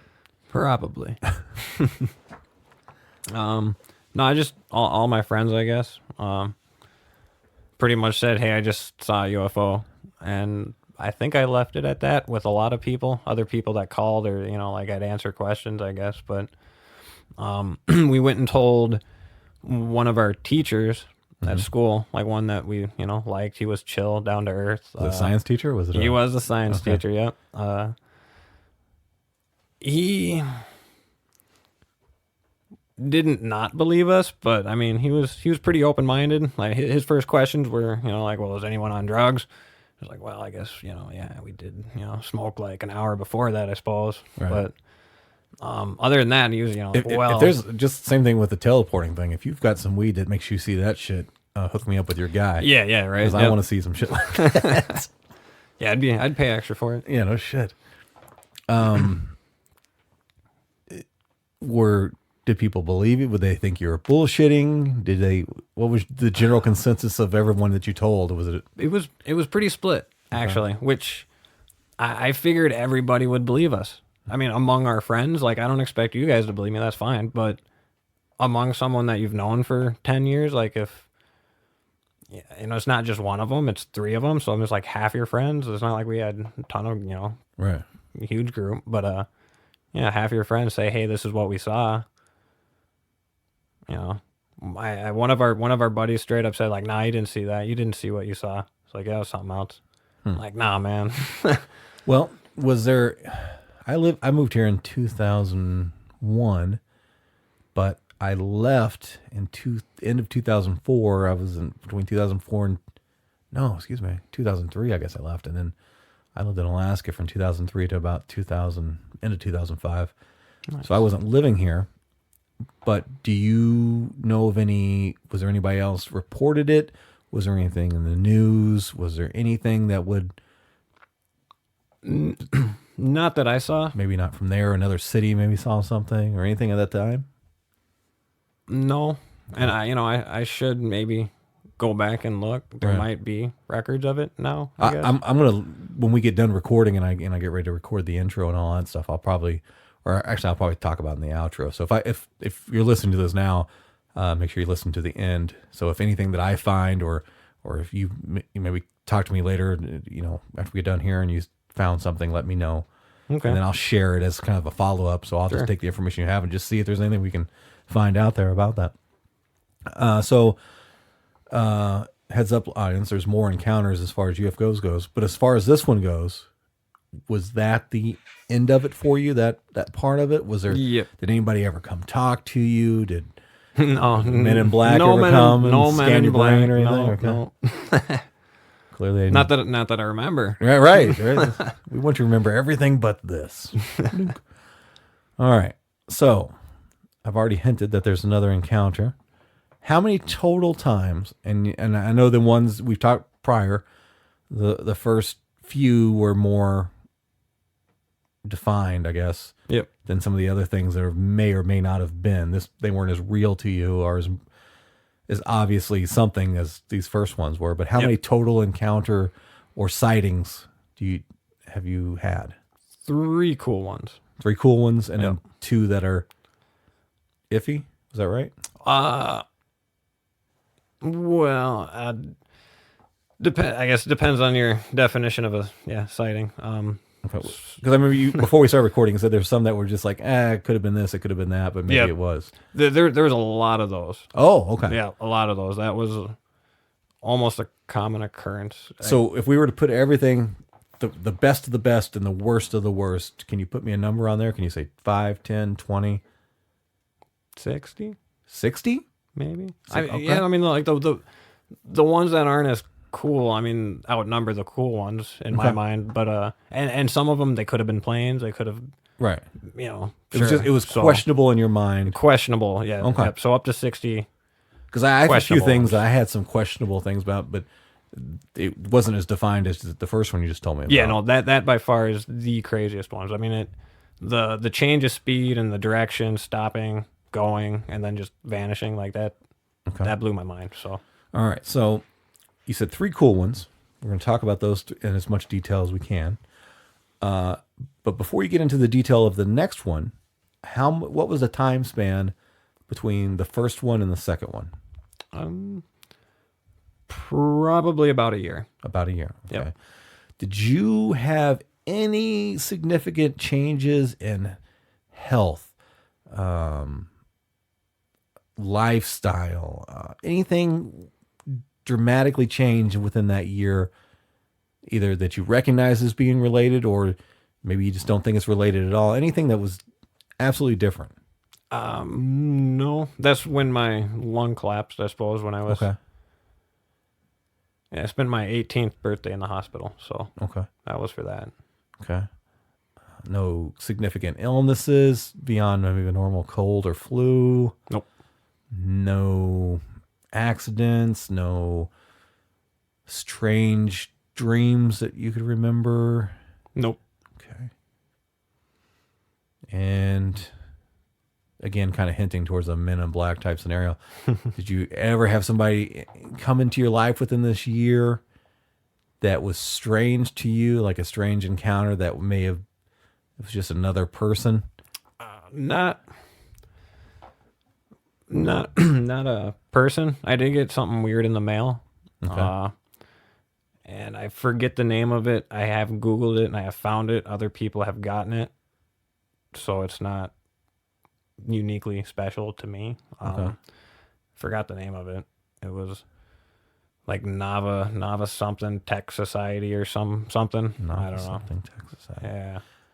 Was it a brochure or was it It was some weird. come join our cult? It was kind of a come join our cult, buy our book type of thing. No shit. Which is, my buddy was like, dude, buy their book. You know, Did you buy it? No, I didn't. It was $200. I'm kind of a cheap ass. So. Right. I wouldn't buy a $200 book. I'm curious though. I mean, if I had it, I'd read it. Right. I'd be interested. But We'll yeah. just find 200 people. We'll all chip in $1. We'll just make copies of the book. All right. So nothing significant. Let's go to the second. These cool ones. These were they all back to back? The 3? Or did you have any of these? What I want to refer to as like minor possible sightings or weirdness that were just undefined.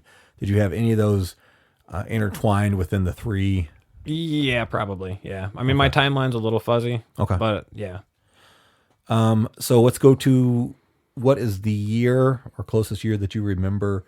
Same questions: year, season, time of day of this second significant encounter.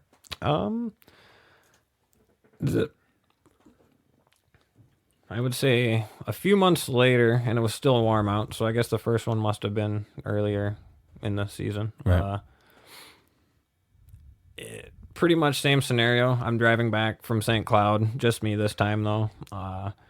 And at this point, after seeing one UFO, I'm fascinated with the sky. Like I'm looking, Right. always looking at the sky when I'm driving. If I see a bright star, I'm gonna make sure that's a star Exactly. and not, like, is it moving? Right. So I spend more time than most people staring at that. Yeah. And while you're driving, probably not the smartest thing. Becker, they're long, straight country roads, so a little different. But anyway, I see a light, I suppose, and yeah, it looks like a bright star. It looks or like a plane. There's nothing special about it. It's just a bright light in the sky at this point. And it's pretty much dead center above the road where I'm going. So I'm looking straight at it, the whole way home, pretty much. So I'm staring Is at it leaving, traveling away from you or towards you? it. Never moved Oh. direction, so I mean, it had to have been traveling straight at me. So you were approaching it? Yep. Okay. Like, so I mean, we had to have been going straight towards each other. Gotcha. At least at that point. As I got closer, I'm supposed to take my turn. I'm like, well, that thing kind of looks like it's just, like right up there. Like, I'll just keep driving another mile or two and see what that thing is. So I kept driving, and I get pretty close to it, and the thing's going slow. Like, if it was a plane, it would fall out of the sky. That's too slow for a plane. The thing actually looked pretty small. I would say a basketball, maybe. Okay.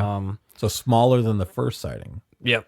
And it wasn't as bright. Because this one, I actually did see structural detail. Really? Okay. A little bit. At what point has it crossed your mind yet that this may be another one? Yeah. No, Okay. that's what I was hoping for. I was Okay. hoping it was the same Gotcha. thing, yeah. It was actually, I would say, taking the same path as the first one. Like, we saw the first one flying in, we thought it was a plane, and it came to a stop. Well, if you like draw a line back, like this second one's kind of on that same line, going kind of in the same direction. Really? Like, it kind of looks like it's going to pass over the same spot. Is there any, I know there's a military base somewhere in between there and St. Cloud. Is there any military, anything that you know of, either land that's fenced off or blocked off, or is there any bases, training areas, anything military in that area? Just the one in St. Cloud that I'm Right. aware of, and I think it's like north of St. Cloud even. Yeah. There is a airport, I believe, in St. Cloud somewhere too. Okay. So those are all within, 30. Well, the airport is within 30 minutes of driving. The military base is probably closer to an hour drive. Okay. Flight time would be obviously shorter. How about industrial manufacturing or power plant, electric? Yeah, there is the Becker power plant, which I'm not sure. Is that a nuclear power plant? I'm not sure about the Becker one. The Monticello one. I know. Yeah, Yep, Monticello's one. Yeah. that one is. I'm not sure what the Becker one is. Okay. Steam power. Who knows? Yeah, I don't know. Okay. Anything else out there at all, business wise, or manufacturing, anything in that area that's of uniqueness or distinction other than just farm country out I'm there? gonna say just farmland, cornfields. Okay. All right. So you're approaching it still? Are you still driving in this direction? Yeah, well, I get to a stoplight, which is the Highway 10 and County Road 11. There's a Holiday gas station right there, and what used to be a used cars place. I think they had, like, it was a shitty one. They only had like 5-10 cars there, but never open. But anyway, that's what was there, and it was basically flying right over that used car lot or building, and it didn't look like it was much higher than the stoplights. It, probably Really? it was a little higher. I mean, obviously you had to fly over them, but again, I think you could probably throw a rock or a baseball and hit that thing. Okay. And then that one, it looked like all the Star Wars stuff. You would know this. Was it the first episode or first movie? Luke's training with Obi-Wan. And, Oh, the little thing that shot the laser beams that he hit with the lightsaber. Yep. The little training droid that floated in the air. Yep. About the size of maybe a basketball. Yep. Okay. That's what it looked like. I had like those weird little, I don't know, it looked like triangles and like square little grid pattern weirdness and circles, or I guess I don't necessarily remember the circles. It's mostly the triangles pattern that I remember on it. But the structure itself round with Yep. the triangle patterns on it. Yep. And it had light, but not as much light as the first one. Yep. Was it emanating light from all around it, or did it have a single source of light, like a spotlight or maybe like a power light? It looked like it was coming from all around, at least the sides. I don't know about the top of it. Like a ring of light around it? Okay. Yep. And obviously I could see the bottom of it, so light wasn't coming out of there. So yeah, it would have been like a ring around it. Maybe the top. I didn't see the top. So Was there a color to the light, or was it just like a bright white light? bright white. Yeah. Okay. Color to the structure that you could see. Is it metallic metals, metallic silver? It's dark gray. Dark gray. So Okay. I mean, maybe it was metallic or shiny, but yeah. Did this one create any kind of noise that you could hear? No noise. And I was in a car by myself, which not a noisy car. Pretty sure I had the window down, and yeah, no noise. Okay. I actually did have a picture of that one. Oh, no shit. Yeah, but it was it was with a flip phone All right. and through a windshield, and I was shaking. Like it was Yeah. the worst. Worst possible picture. Yes. Scenario possible. How about smell? Any smells or temperature changes like we talked about before? None that I noticed. No. Okay. Are you stopped, and is it stopped at some point, or is it continually moving, or are you continually moving? What's the... At the when I got a view of underneath it, I was stopped. I was in a left turn lane. No idea if it was green or not. I stopped. I stayed sitting right there Right. watching it. It was late at night. No other cars around, so no one's honking at me. And I mean, if it would have stayed on the road, I could have driven underneath it, no problem. It was going slow, so I mean, it went through a field. So I mean, I can't follow it through a field, but Right. yeah, it wasn't going fast. Did this one, was there ever a point of acknowledgement in any kind of way that it knew you were there? No, Okay. no.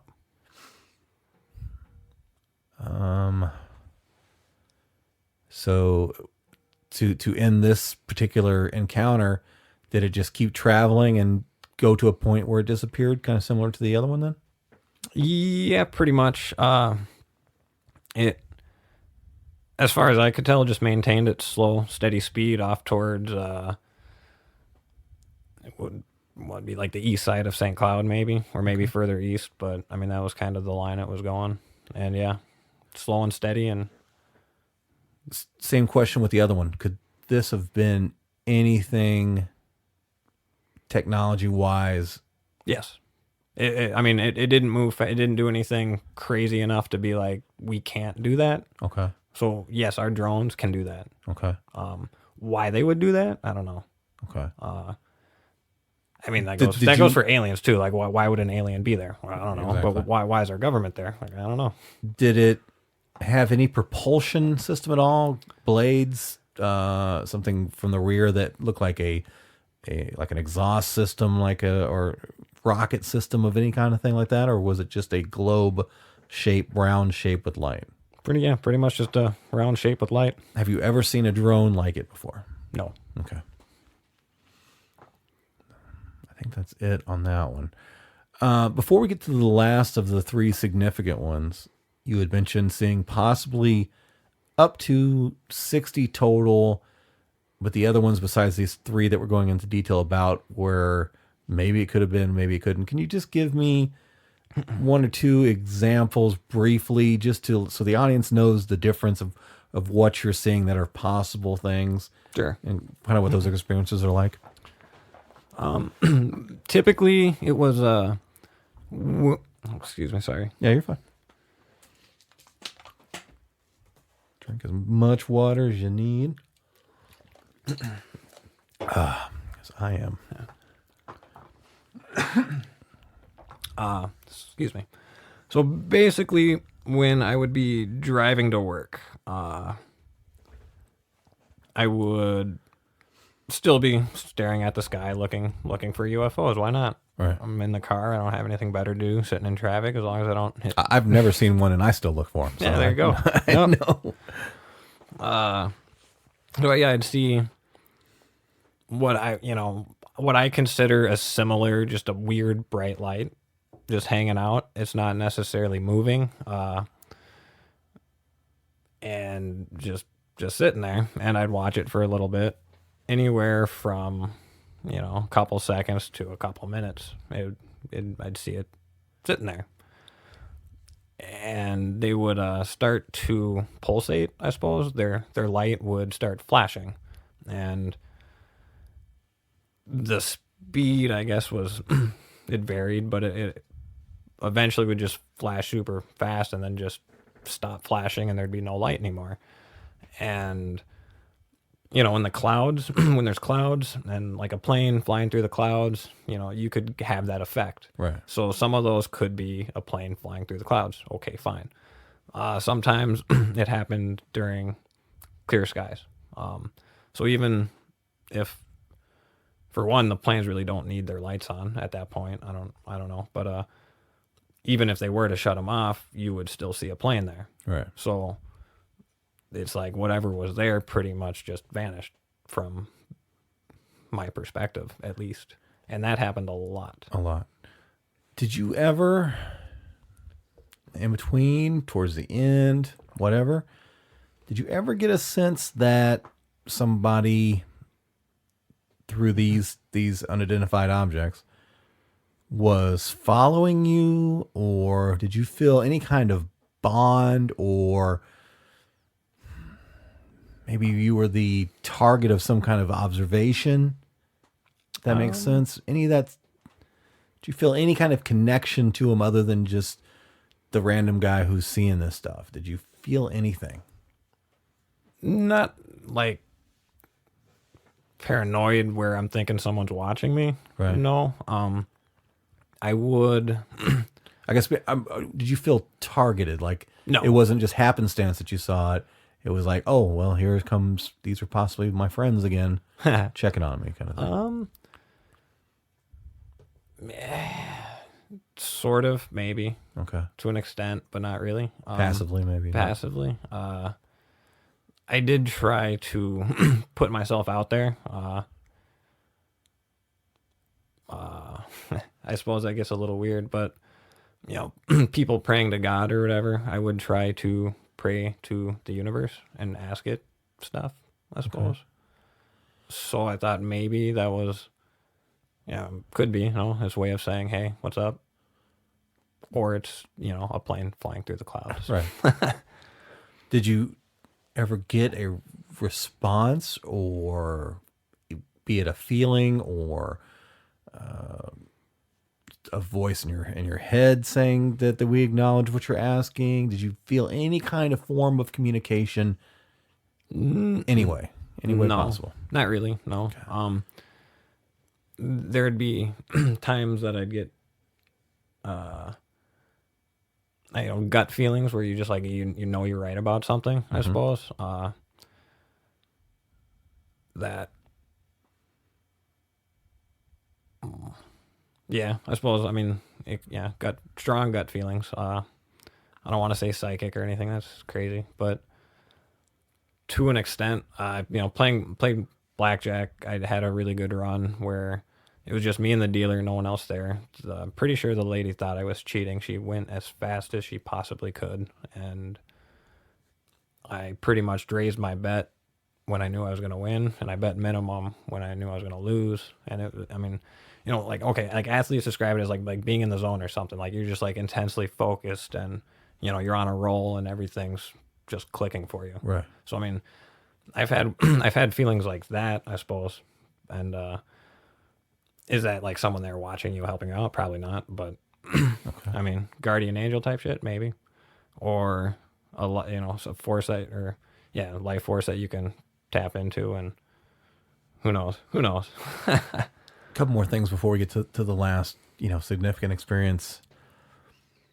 Again, kind of like I asked you after the first one, any contact from anybody outside military, government, Nope. Law enforcement?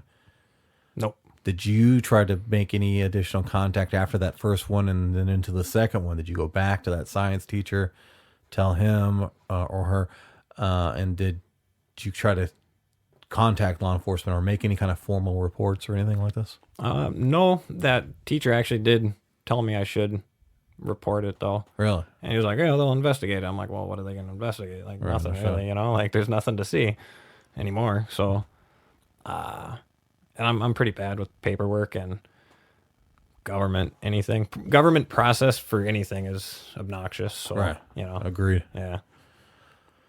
How about anything within the span of all the significant ones? Anything medical? Again, I'm going to ask this kind of repeatedly just because I'm looking for any kind of metric to that would maybe be an indicator of something altering in either in your health or lifestyle, whatever. Do you have any significant medical conditions come up? Cancer scares, weird long colds that were more aggressive than an average cold or anything like that?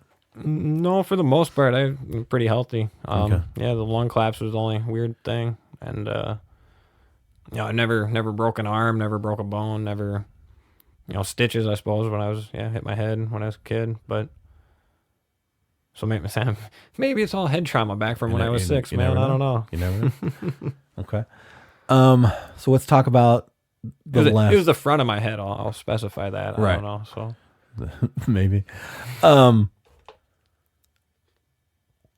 There's going to be what we titled as a kind of a spiritual type interaction, but was after the UFO sightings, correct? Yes. Okay. So before we get to that, then tell me about the last significant UFO sighting. And again, the questions I'm going to ask, time of year, time of day. So I'm not actually sure where I was driving to or from. At this point, I might have just been driving around to drive around because I did that after work. Was kind of my routine. So I was driving pretty much the same area where I saw the first two, and I didn't see anything, and I was bummed out. And I'm like, well, let's just keep driving. Like, you usually don't go over here, go over there. So I basically drove all the way to Big Lake, and as I was getting into Big Lake, I saw I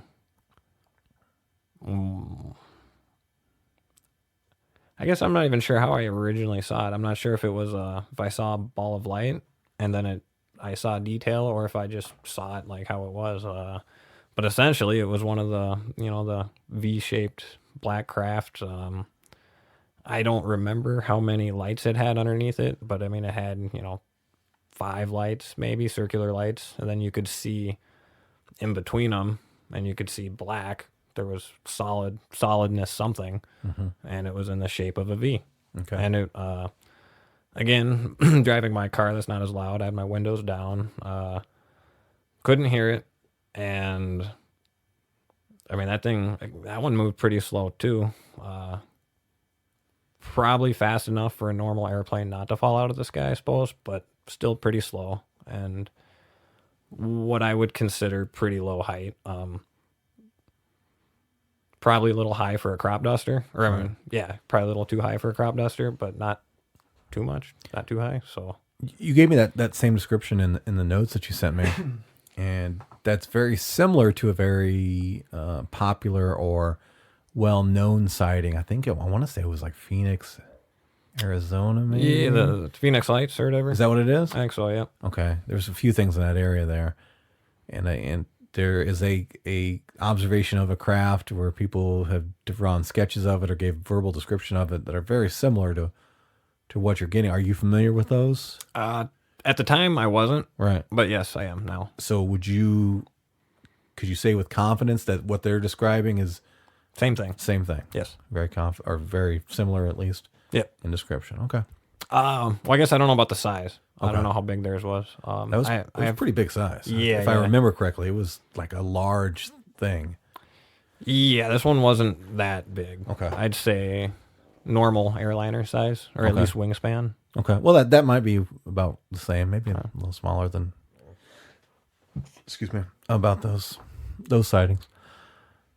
How close did you get to this one?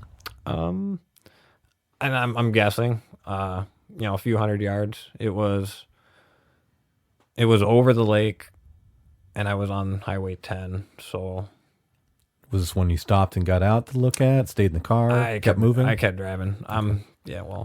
Teenage kid, pothead. I was paranoid of cops all Right. day, And then you get pulled over. What are you doing? Looking for UFOs, man. Right? You're definitely high. Anything environmental on this one? Noise, smell, temperature. Nope. I don't remember it wasn't winter, so I guess everything happened in non-winter months. This one is definitely significantly different than the first two. Yes. How did that strike you? Did that worry you? Did you have any adjustment in your curiosity level or concern in any kind of way? Not really. It sounds weird, but I guess it was almost commonplace, I guess. You're comfortable with the idea. I'm comfortable with it now. Yeah. I was like, yeah, cool. Another one. But like, I think at that point, my friends grew tired of me always talking about UFOs. So okay. I'm not even sure if I told my friends about that one, I guess. So the first one was the only one that you were with people. Yep. But you've shared other experiences with other people. Yep. As far as telling them. Yep. Okay. Yeah. I out of the three of us that saw the first one, I was the one that I guess took it to heart and really started looking more. Was this the very last experience, or was just the last of the significant ones, and you've had other, what we're going to call minor or questionable? Okay. Yeah. Yeah, that was the last cool one I saw, yeah. Okay.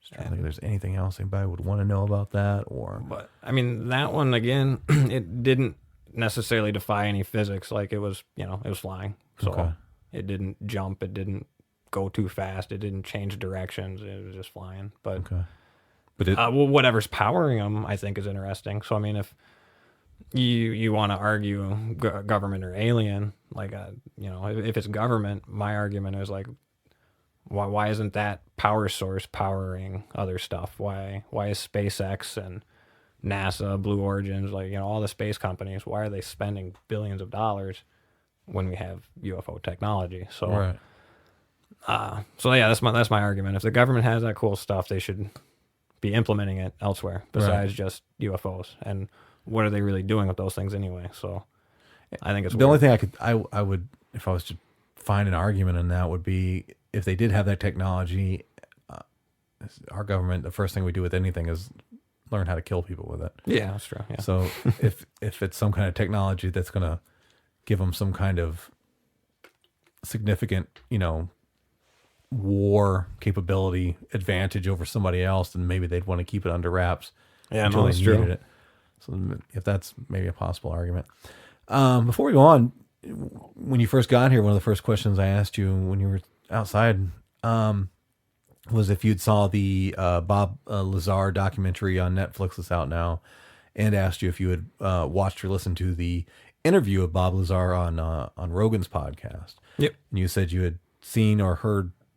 Yep. Did you watch the Bob Lazar one or just listen to the interview on Rogan? Both. I watched the documentary too. Okay. Yep. Okay. So listening to that, did you get anything, even in the smallest amount, anything that had that triggered anything like a memory or something that was very relatable to you in either the documentary or the interview on Rogan?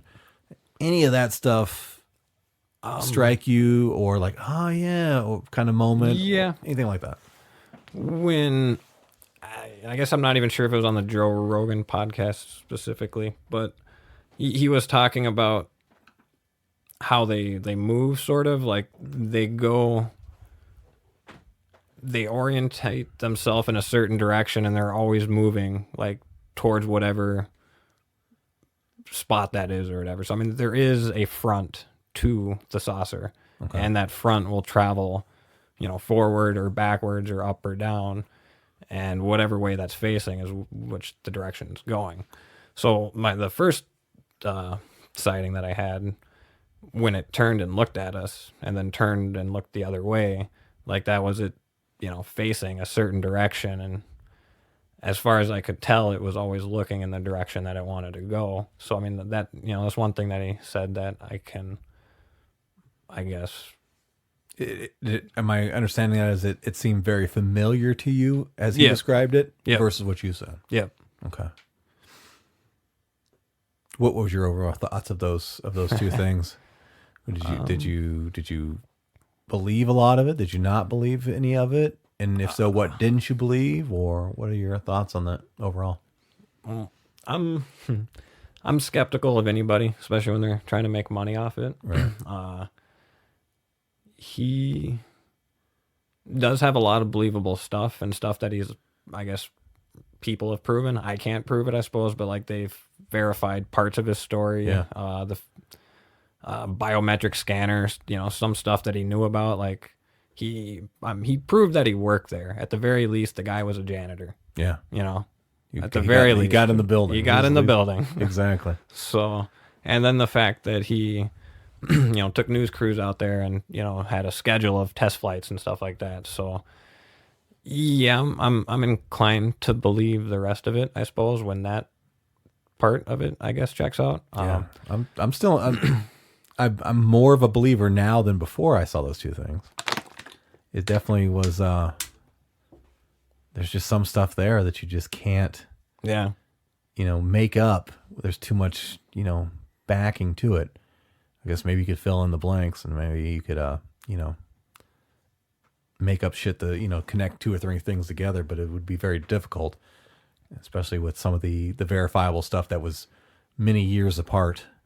Yeah. And him knowing about things, what was that one? Element 115, which is a legitimate thing that he was talking about many years before this was ever public knowledge. So anybody listening, if you wanted to know what we're talking about, make sure you listen to that or watch that Bob Lazar. I can't even say the word right now. Documentary on Netflix, and then he also was interviewed by Joe Rogan on the podcast. They're both very interesting.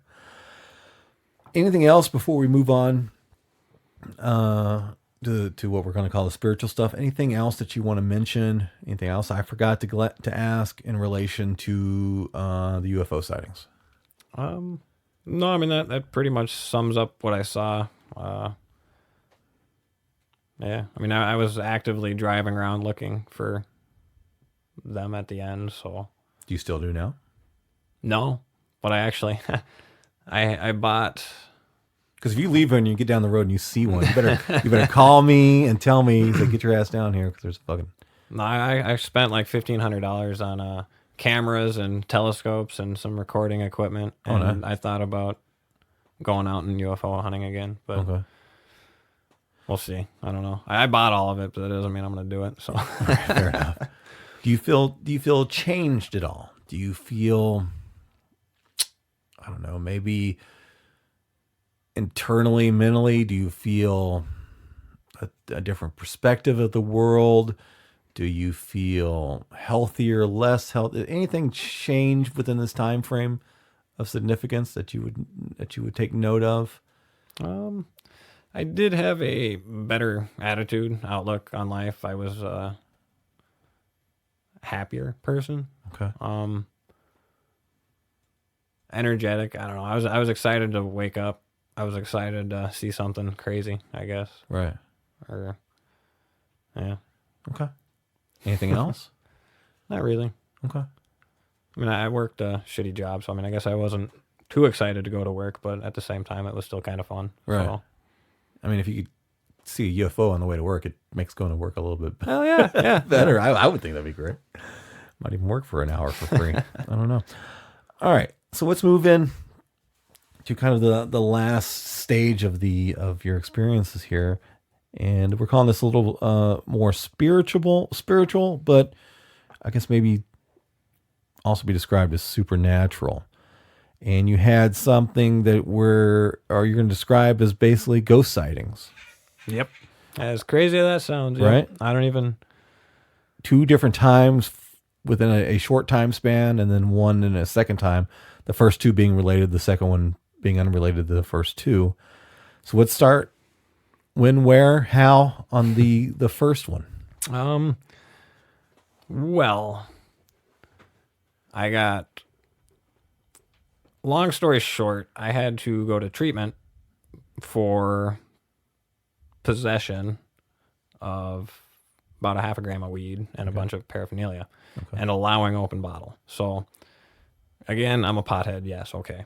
we got that figured out. Right. The passenger I was with was drinking in my car, and I more or less allowed it, I guess. And we got pulled over. A bunch of crap happened, and the passenger escalated it with the cops, which didn't probably help anything. But anyway, fast forward, go to court for it, and I have to basically go to treatment. And this is over, again, half a gram of weed and me letting someone drink in my car. So don't let someone drink in your car. That's a bad idea. That's the lesson, yeah. Yep. Anyway, so while I was in treatment, I was forced to be clean. I couldn't smoke weed. And I had crazy dreams during that time. I was kind of angry and pissed at the world for being there, I suppose. But at the same time, I maintained a more or less positive attitude. I was there to learn something, someone's going to teach me something. So I'm there, there for a reason type of thing. And, I met some interesting people and, whatever. But so the fun part, one night I was sleeping, whatever. And I wake up, and in the corner, there is a man standing there. And I thought it was my roommate because we had roommates. And I look over and I see my roommate laying there sleeping, looks normal. Look back and there's still a guy standing there. And he was just a white figure. He wasn't transparent at this point, but like you could tell the complexion was not quite right. It wasn't human skin. Like it was whitish. So Where were you at physically in the house? Was this a living room? Was this basement, next to a window, okay, and 2 beds. Okay. He was Also, roommate, you guys had shared like the living space. Yep. Okay. So, Yep. Treatment. Yeah, it was fun. oh, okay. This is the tree. Oh, this is in the treatment. It was in a treatment house. Yes. Oh, holy shit. Okay. So now I'm together. Yep. All right. Yeah, I didn't mention that in my original notes. I didn't really Right. talk about being a pothead, I suppose. So it's kind of Well, it's a ridiculous reason to have to go to treatment anyway. No, I agree. If I go to treatment, I'm going to, hook up with people who I can smoke weed with later. That's what I'm going to do. But so did you fully wake up? Do you feel fully cognizant of what's going on? I felt awake. I was sitting upright at that point. I was looking back and forth in the room. I got, a sense of where I was and where everything around me was, and I would say I was fully awake. And then he just kind of faded off. Like it was people that use Photoshop, I guess transparency, Translucent image. Yeah. It just slowly faded off. Like, was this use a Ghostbuster term? Was this a full body apparition? yes, Okay, so Yep. it's feet to head, standing in a corner. Male. age. Could it be determined? Roughly 60s. 60s. I mean, he looked like he had white hair. He looked like he had a white mustache. I mean, he looked like my roommate. Like straight up, I thought that's my roommate. Happened to be an older guy with the white mustache and whatever. He looked like my roommate. Yeah. Okay. So I mean, that's why I double checked. I'm like, hey, then why is my roommate standing in the corner staring at me? Like I was kind of creepy. Yeah, I'm like, what's going on here? Was what was his style of dress? Was it modern? Was it old? It looked like a doctor, I suppose. I could be wrong because the color's off. Like a lab coat? It looked like a lab coat. Oh, okay. It could have just been a nice dress coat, I suppose. Mm-hmm. But yeah, it looked like a lab coat. Did I don't know if I want to use the word being, ghost, whatever it is, did it acknowledge you? Yes. Okay. I think. Okay. I sat there, he stood there, and we just stared at each other after I got done looking around. Did he look through you, or was it like I'm looking at you now, I'm making eye contact with you? Did it feel like how we're doing? Yes, it felt like there was contact made, and it seemed like he was curious, and it's like I was curious at that point once I figured out it wasn't some creepy guy watching me. But Right. yeah, well, I mean it's still a creepy guy watching me, Yeah. but it's not my roommate, so Gotcha. yeah. Any communication in any kind of way? Hand signals, Nope. verbal? Nope. Okay. Environment of the room, smells, temperature change? Not that I'm aware of. Okay. Total interaction time, roughly?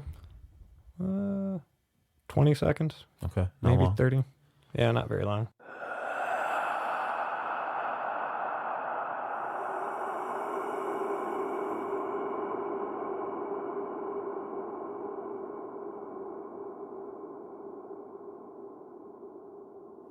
Did it disappear just in thin air, or did it appear to travel through a wall or a door or anything?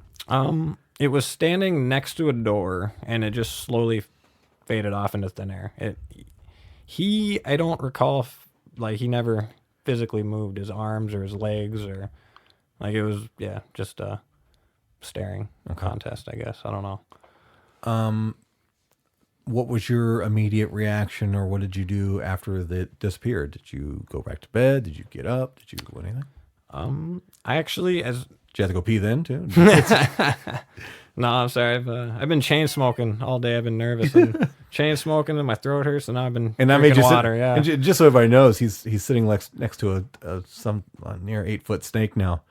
And he's not a snake person, so you're doing really good because she's really active right now. So she's chill. She's checking you out. She definitely can't get out, but she's. Yeah, no. If that thing could get out, I'd be. Those weights are up there. She can push that lid up. That's why those weights are up there. So what was your feeling after it disappeared? Honestly, I felt very calm and at peace. I wasn't scared. I was a little shocked when I thought it might be my roommate. That's when I was scared. Once I knew it wasn't my roommate, I was calm and at peace. It was. Did you immediately decide in your head that you saw a ghost, or are you still undecided of what's going on? You just knew it wasn't your roommate, but did you have any other inclinations of what it could have been, or did you pretty much say, "Holy shit, I just saw a ghost"? When it happened, it was more of a. I just rolled over and went back to sleep. Okay. Like I felt calm and at peace, and everything was good. Okay. And I just rolled over and went right back to sleep. I had one single experience in my life that felt ghosty. Okay. And it was like I was 16 maybe. I lived with my aunt at that time, and I was sleeping in what would have been my cousin's room. She wasn't there. I was sleeping in her room, and I woke up and saw like an undefined, like I could tell it was a human shape, and about the height of a human and the full body, but I couldn't like see details. Like I just saw this white glowingness, and it was enough to let me know, okay, that's a being of some kind. I'm pretty young, and I was scared. Like it freaked me out. The only thing I did get a sense, and I can't remember if it was when I saw it or directly after it, I kind of had a reckoning in my head, because my mom died when it was like 5 days before my 6th birthday. Oh. And either as I'm seeing it or after it went away, something told me it was my mom. Now, I don't know if that was just my brain trying to figure shit out and just said that. Huh. But that's the closest thing to a ghost experience I had. But I was freaked the fuck out. Like, I didn't get up and run out of the room. Like, I was laying in bed, and the bed was against the wall farthest away from the door, and this thing I was seeing was in between me and the door. So I didn't want to jump up and run at it. Yeah. So I think what I was doing, again, my memory is, decayed from the incident. But I think I just rolled over and tried to cover up my head,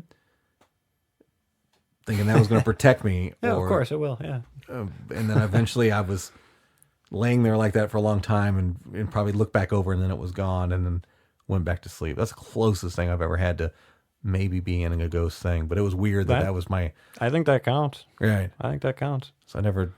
It wasn't like it was like an old house or anything like that. Like, oh, it's an old house and there's ghosts in there. It was like a semi, probably built in the early 80s, maybe late 70s, something like that.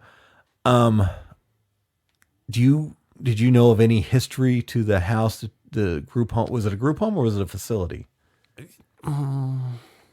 That was just a house. They had like a bigger building next door where they had like the group counseling sessions and activities, I guess. Did you hear of anything, or maybe inspired by this incident, did you look back into the history of somebody was murdered in there, or somebody, a death in that room, medical cause or anything like that? Anything?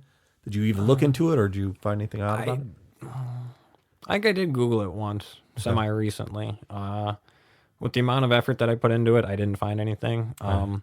It was in Anoka. Anoka is actually pretty famous for being haunted. Go figure. Is it? Yeah.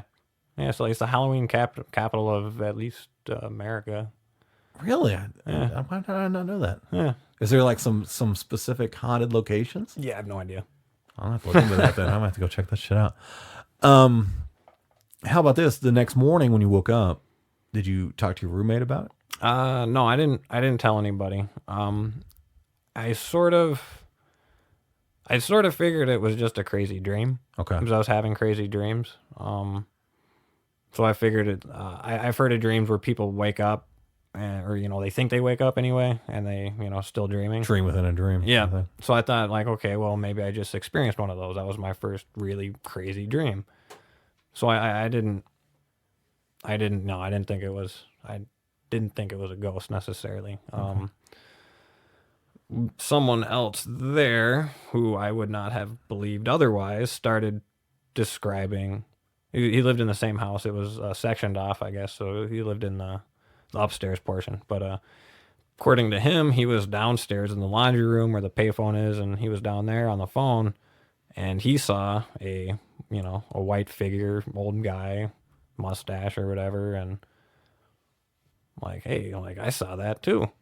And then the counselor who, You didn't bring it up to him. I didn't. He brought it up. He was volunteering it. Okay. He volunteered that. He basically told my exact story, and that freaked me out. So then I told my story, and then the counselor basically was like, "Yeah, we've had a lot of reports of that guy." Like Really? she knew of that guy. Did she say anything about who it was or the history of the? Nope. Holy It was a shit. pretty much just. Now, how the hell they want you to clean up from using any kind of drug? Like, oh yeah, don't do drugs, and here's some fucking ghosts. Yeah, What the fuck. It was. I'm like, I need to smoke some more weed now, please. Some prescription grade. Okay, so I mean, honestly, I've seen UFOs leading up to that, and I didn't believe in ghosts. And it took, even seeing a ghost, I didn't believe it. It took someone else seeing that ghost for me would to have really believe fucked it. you up if it was a ghost of an alien. Then you'd be like, what the fuck is going on here? Yeah, that'd be cool. Oh, yeah. I'm an alien from the past. Now there was a second sighting in the same thing by you, right? Of the ghost. There was Yep. 2K. I saw him on another night too. Okay, how long between the two sightings? A day or two. Day or two. Same week, at least. Same week. And so describe that one for me. How did you first see it, and were you waking up from this one, or? Yep. Same type of thing. I was sleeping, and Same room, right? Same room, same bed. Yep. And for whatever reason, like I was sleeping. For whatever reason, I was awake. Just something's there. Like, fight or flight, instinct or whatever kicked in, like full alert. And I looked towards the foot of my bed, and I see an old man peeking over the ledge at me. And I just see over like the edge of your bed? Yep. Okay. Yep. So I just see like the top half of his face. Like maybe So he was like squatted down? Yep. Oh, okay. It Creepy was- as fuck. That freaked me out. That scared me. I jumped, and my, calm mood or whatever it was. No. Okay. I was freaking out. And Is this then he disappeared. Like when I freaked out, I'm looking away and I look back, and that's when he was gone. So I mean, he didn't quietly vanish. He was like, oh shit, I'm out. So it was like a turn of a switch kind of thing? Okay. yep. Is that the same being, at least as you As remember? far as I could tell, yeah. I mean, he was 10 feet closer, but he looked like the same person. Yeah. If anybody who's listening to this podcast now, if anybody has ever been to a treat facility there, and knows anything about that, please shoot me an email if you can confirm that story or the type of experience. You don't have to identify yourself. You don't have to tell me what you're getting treatment for. But if you've got anything like that, Filter Free Amerika at gmail.com, just because I'd like to hear some more similar experiences like that, especially if they know about it there. Yeah, no, the treatment facility is called River Place, and it's actually now on Highway 10 in Ramsey, I believe. So not the same physical location? Sadly that house is demoed. It's not there anymore. But I mean, it was there for years and years and years. So I mean, there's other people that have seen that. Yes, definitely. Especially if you're a staff member too. Not that I think that you have any less credibility. No, sure, yeah. Especially for weed. Sure. But that would be interesting to people who'd seen it multiple times to talk to you guys. All right. So it was at the end of those 2 experiences there? Yeah. I mean, I've met interesting people that, nothing crazy, I guess. It was a learning experience, Gotcha. I suppose. So now let's go to which basically is going to bring us kind of close to the end here of your kind of strange experiences. And again, this is another paranormal one. When did this?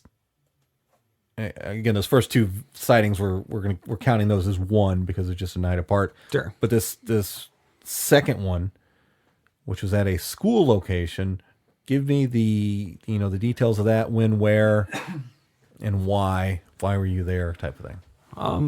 So my buddy, who was the passenger in the first UFO story, he graduated from, Ivan Sand School in Elk River. It's not a public school. It's for, I guess, troubled people or people that got kicked out or whatever of public schools. Alternative schools? Yeah. I forget why he got kicked out. He got kicked out for some reason. But, I mean, he's a good kid, whatever. But beside the point. Right. We're at his graduation party, your ceremony. And, it's a small-ish school, but there's still hundreds of people there. And there's a girl up there giving a speech about how her father had died at some point. Honestly, I wasn't paying attention to her story that closely. I'm not sure what I was thinking about, but it was off in my own little world. And, she started talking about her dead dad, and I started getting kind of sick. I don't know. I didn't feel good. It was felt like I was gonna puke. At one point, I thought I might die. My body felt not right. You know. So I started getting like flashes, or I don't know. It was I envisioned. I pictured like a TV screen. And it was weird. A lot of them, TV screens, but black and white TV screen. And it was of like a little girl, or I'm assuming a girl, I guess. It was a child with a male adult, which I'm assuming is the father. So it was like watching what I considered memories on this imaginary TV in my head. Okay. So I'm guessing they were at least supposed to be her memories. Whether they were actually her memories, I have no idea, obviously. But in my mind, that's what they were. And she's still. This is why she's talking. While she's talking, standing up there on the stage. Did you immediately recognize it as a younger version of her? Yeah. Okay. Almost. Yeah. Okay. I mean, it was like, it was. You didn't have to think about it. You didn't like, is that? Oh, that's her. Okay. I felt whatever, some sort of connection there, I guess. And once the weird, body discomfort, there we go. Once that went away, and like the visions of her memory or whatever, once those kind of stopped, and I came back to reality, I suppose. There was a glowing. No, he was a black figure that was glowing, and it was like a shiny aura. Like it was bright. Like just standing there right next to her on stage. And, you know, there's hundreds of people there. Like, no idea why I was the only one that saw that, but Holy shit. What was your emotion? Were you... all this shit's making me sad right now. I can see you've got general emotion now. I see tears welling. It doesn't feel fake or anything like that. What I'm seeing looks authentic. Was the sadness relative to appreciating the loss of her father, or what can you tell me? What was how was your mind processing the emotion? I don't know. Now it's just horribly sad for me. At the time it was a little exciting. I wanted to tell her, you know, like, hey, this person's in need. She's hurting. Maybe this will help her. As you're sitting on stage, you're telling me no one else is seeing it. There's no one else is reacting to it. Did you recognize that no one else saw it? Yes. Okay. And it's just an image of being, a shape standing to her side as she's telling the story. Yep. I remember her making the comment, yeah, like, I wish he was here with me to see, you know, like, whatever I accomplished. Like, I think her graduating, was an achievement. Well, I mean, obviously it's an achievement. Right. I didn't even do that, so whatever. But I don't think anyone in her family did it. Like, I think that was kind of a big deal for that family. Right. So, yeah. Sorry. No, you're fine, dude. It's definitely it adds to the story that you're having this authentic emotional reaction to it. Anytime I think about it, writing it in detail, writing it especially, because I think about it more. I'm trying not to think about it right now. Right. Was the image that you were seeing, was it there for the entirety of her speech? Did it? No, I would say only for 30 seconds at best. And I don't remember watching him fade away. I don't remember him disappearing. I'm not really sure how it ended. It might have been instant, where, you know, I was in the zone, if you will, and then just snapped out of it. Mm-hmm. Or I really don't remember. At the time it was, I need to tell her, and I didn't. So right. That's. Did you know her? No. Okay. No idea who she was. Before we move past the actual experience, was it ominous in any way? Did it feel threatening in any way, or did it feel like? No, he was as close to whatever a guardian angel is. That's okay. That's what he was. Looking over, kind of thing. So you didn't do it. You didn't stop her and tell her. What was kind of put on you, either in your mind or what were you influenced maybe to need to tell her? What did you want to tell her? If you were able to tell her now or to tell her then, what would you want to tell her? Now I think it's a little too late, I suppose. But I just wanted to tell her that her. You're all right, man. Take a breath. I mean, you're no impression here. Just take a deep breath and process your emotion. Definitely not the first time we've had, crazy emotions on one of these podcasts.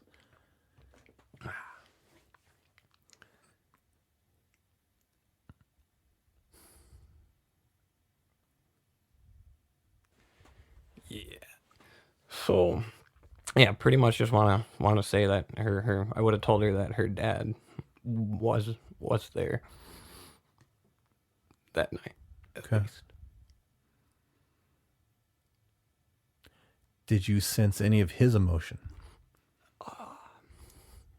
Be it pride, be it sadness, be it anything that... That's a good question.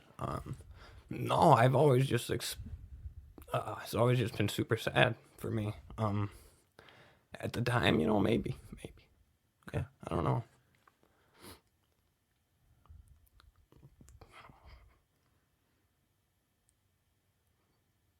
Do you feel any connection to him now? No. Okay.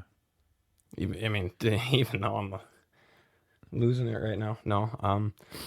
The whole experience, it just makes me sad every time. Right. And whether it's me feeling part of their pain or if it's me pissed off at myself for not saying anything to them when I should have, I'm not sure. But it fucks with me. It fucks with me every time I think about it. I can imagine. But I also know that, especially being a stranger, that would be a very difficult conversation to have. Yeah, right? Like, hey, I just saw your dead dad hanging out there. That would be hard to do. Yeah, I couldn't bring myself to do that. I sound crazy enough already, but I don't think it sounds crazy. Our whole conversation, you've never said anything to me that made me feel like you were being untruthful. And of all the things you told me, this here seems definitely the most clearly authentic. The emotion that I'm witnessing right now appears to me, unless you're fucking just a psychotic, crazy monster, or you're a hell of a fucking actor, you're having a very authentic reaction to this experience. Everything that I would expect or anticipate from somebody feeling this kind of emotion, that as you're describing it, this seems very legitimate. So I appreciate that. I'm very thankful that you were able to come here and have this conversation with me. So, is there anything else, just in the off chance that maybe she's a big fan of the Filter Free Amerika podcast, and maybe she's hearing it now? Or is there any message you would want to convey to her, either for obviously you feel apologetic or feel bad that you weren't able to share that with him? Anything that you want to express now about that? No, I suppose if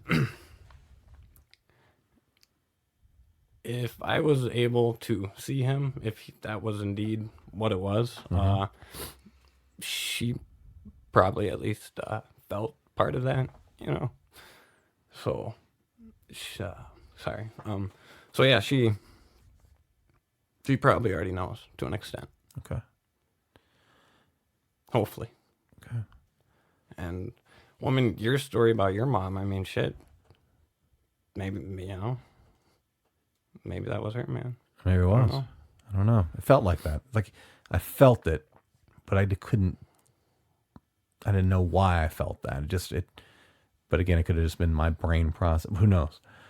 As we're kind of coming to an end here, about the age of 21, everything kind of strange has stopped for you. Yes. Now, right? What age are you now? 31. 31. So over the last 10 years, there's been nothing paranormal. There's been nothing unidentified flying object related. Anything strange or weird over the last 10 years? No, nothing to that extent. You can, my blackjack story is actually after all that. So there's some weird little things, I suppose, but nothing, no flying objects, no ghost. Yeah, I guess gut feelings would be the best that I've gotten since, I suppose. Okay. And even that's pretty rare. Yeah, one thing, I guess, like I was actively trying to, see weird shit, I suppose, like in my brain, like that's what I was projecting to the universe, and that's what I got, I suppose. Now I'm thinking about, equipment for my business. I'm thinking about, shit for my truck. And that's, I get it. I got 2 trucks while I was unemployed with no money. Right. Like, it's just dumb luck, man. My equipment, all my equipment is like $15,000 worth of stuff. It's, to me, that's a lot of money. To some of you guys, maybe Me not. too. Okay, yeah. I got that on dumb luck too. and it was, me just thinking about it, like, this is what I want to do, and it didn't necessarily matter how, and that's what I did, I guess. I should set my focuses higher, like, millions of dollars, not $15,000 worth of equipment. No, I want the money, though. If this is authentic, let's see what we can get here. So would you say that you've got less distraction now, or less free time to look for this stuff, or do you talk about the UFOs? Are you looking and you're driving? Or are you wanting to see anything, or is it like, fuck, I gotta go work 12 hours tomorrow, and I gotta pay this bill and get this fixed on my truck and all this stuff, and it's just sort of, have you lost a little bit of that mental free time, maybe? Yes, lost a lot of the mental free time. Kids, girlfriends, money, stress. I mean, that's what everyone's focused on. Everyone's worried about making it to the next paycheck, or, whatever. But most issues I've seen are financially related. So most people's stresses are probably financially motivated. So right, I agree. So wrapping up here, if say you were channeled right now to whoever or whatever, or be it thing, being, intelligent or not, that puts things in our path, be it UFOs or ghosts or anything like that, would you want to see anything else now? That's a good question. Yeah, I want to see an alien. I want to see a physical. I want to see them get out of their little spaceship. you want to go? Should we go right down there to that? Have you heard about the thing at Area 51 where there's this?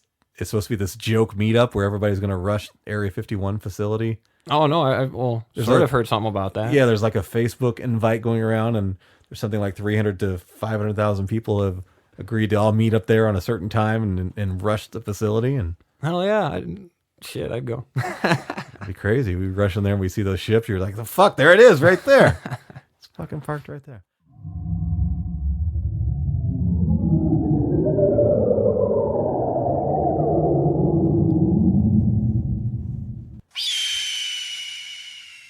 Wow. So, what do you guys think? What do you guys think about Nick's story? Are you like me, that you went into this with a healthy amount of skepticism, and now after hearing his words, do you feel that at least he believes what he's saying? That's still where I'm at with it, man. I there's no way I can verify, what he's saying. I looked up, as we mentioned in the episode, I was going to look up and try to find things within that time range. And I didn't find any like hard records of stuff that would collaborate what he was saying. Doesn't mean that they're not out there. It just means that I couldn't find them via Google search. I didn't look at police records or any, things like that. But again, I'm just going to let the interview stand on its own as it is from that point on. I mean, if you have a listener, if you have listened to this episode or were living in the area that he described as we were having this conversation, and you can confirm or know of anybody else who had a similar experience in that area of Minnesota, I would like to talk to you. But again, as it stands, I'm leaving this thinking he believes what he says on both counts, both the UFOs and the ghost thing. And who knows, kind of the same way I am with religion, if I was to describe myself in any kind of way, I guess I would be agnostic, but only agnostic. And the point is I don't know. Right. I don't put any faith in organized religion at all. And I think it's kind of ridiculous that we believe, especially literal interpretations of religion.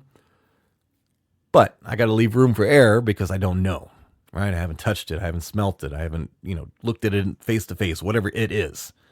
There could be something, there could be nothing. It could be that we're all in a simulation. It could be that after death, there's just nothing. And could be that, beyond our existence, there's a void of nothing. Could be. But I don't know. Speaking to the idea of aliens and UFOs, simple mathematics to me prove, in my mind at least, that there's got to be something else out there right? Even if it's just one other race or being, whatever form of a being it may be. Maybe it's a form in the form of energy, or maybe it is little green men or gray men or ladies.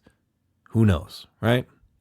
All I know is that Nick came, he sat in the studio, he told me his story, and every indicator, every metric of information he was giving off to me translated in somebody who was telling a truthful story. At least they believed it was truthful. Very fun episode, guys. I hope you enjoyed it as much as I enjoyed having the conversation. A big thank you again to Nick. Thank you for coming in. Thank you for trusting with your story. I appreciate that. Also, thank you to simplewebsite.us, our sponsor here at the Filter Free Amerika podcast. And thank you guys, all the listeners. Don't forget to spade and neuter your pets and children. Make sure you keep seeking the truth, whether it's truth involving the government or truth involving, aliens. Keep seeking that truth. And if you're one of those people who are legitimately planning to raid the Area 51 facility, fucking good luck, right? I don't know. I'm kind of with you on the idea of doing it, and the idea of that if enough of you, right? It's like 1 million plus now. 1.3 million people have signed up to do this, or at least like the invite. We all know it started with a joke, but maybe the joke can become real, and it would be very interesting to see what would legitimately happen if there was anything beyond simple arrests and trespassing tickets. What would happen? But who knows? I don't know. Whatever you do, please think it out and please consider the risks that you do. I'm not going to try to talk you out of it because I don't know, man. I'm glad somebody is considering it. Okay. Take care of yourselves, guys. Take care of the people that you love. Take care of your fellow human being. Take care of your fellow. Well, I guess it wouldn't be fellow, but take care of an alien, right? If you get an alien, say you get into Area 51 and you recover an alien, make sure you take really good care of that alien, okay? Because it becomes your responsibility now. You take an alien out of Area 51, that's, it's like you've adopted a dog or something, But of course, this dog would probably be way smarter than you, but who knows? Take care of you guys. Take care of you guys. Yeah, take care of each other. I will talk to you in the next episode. Bye. Bye.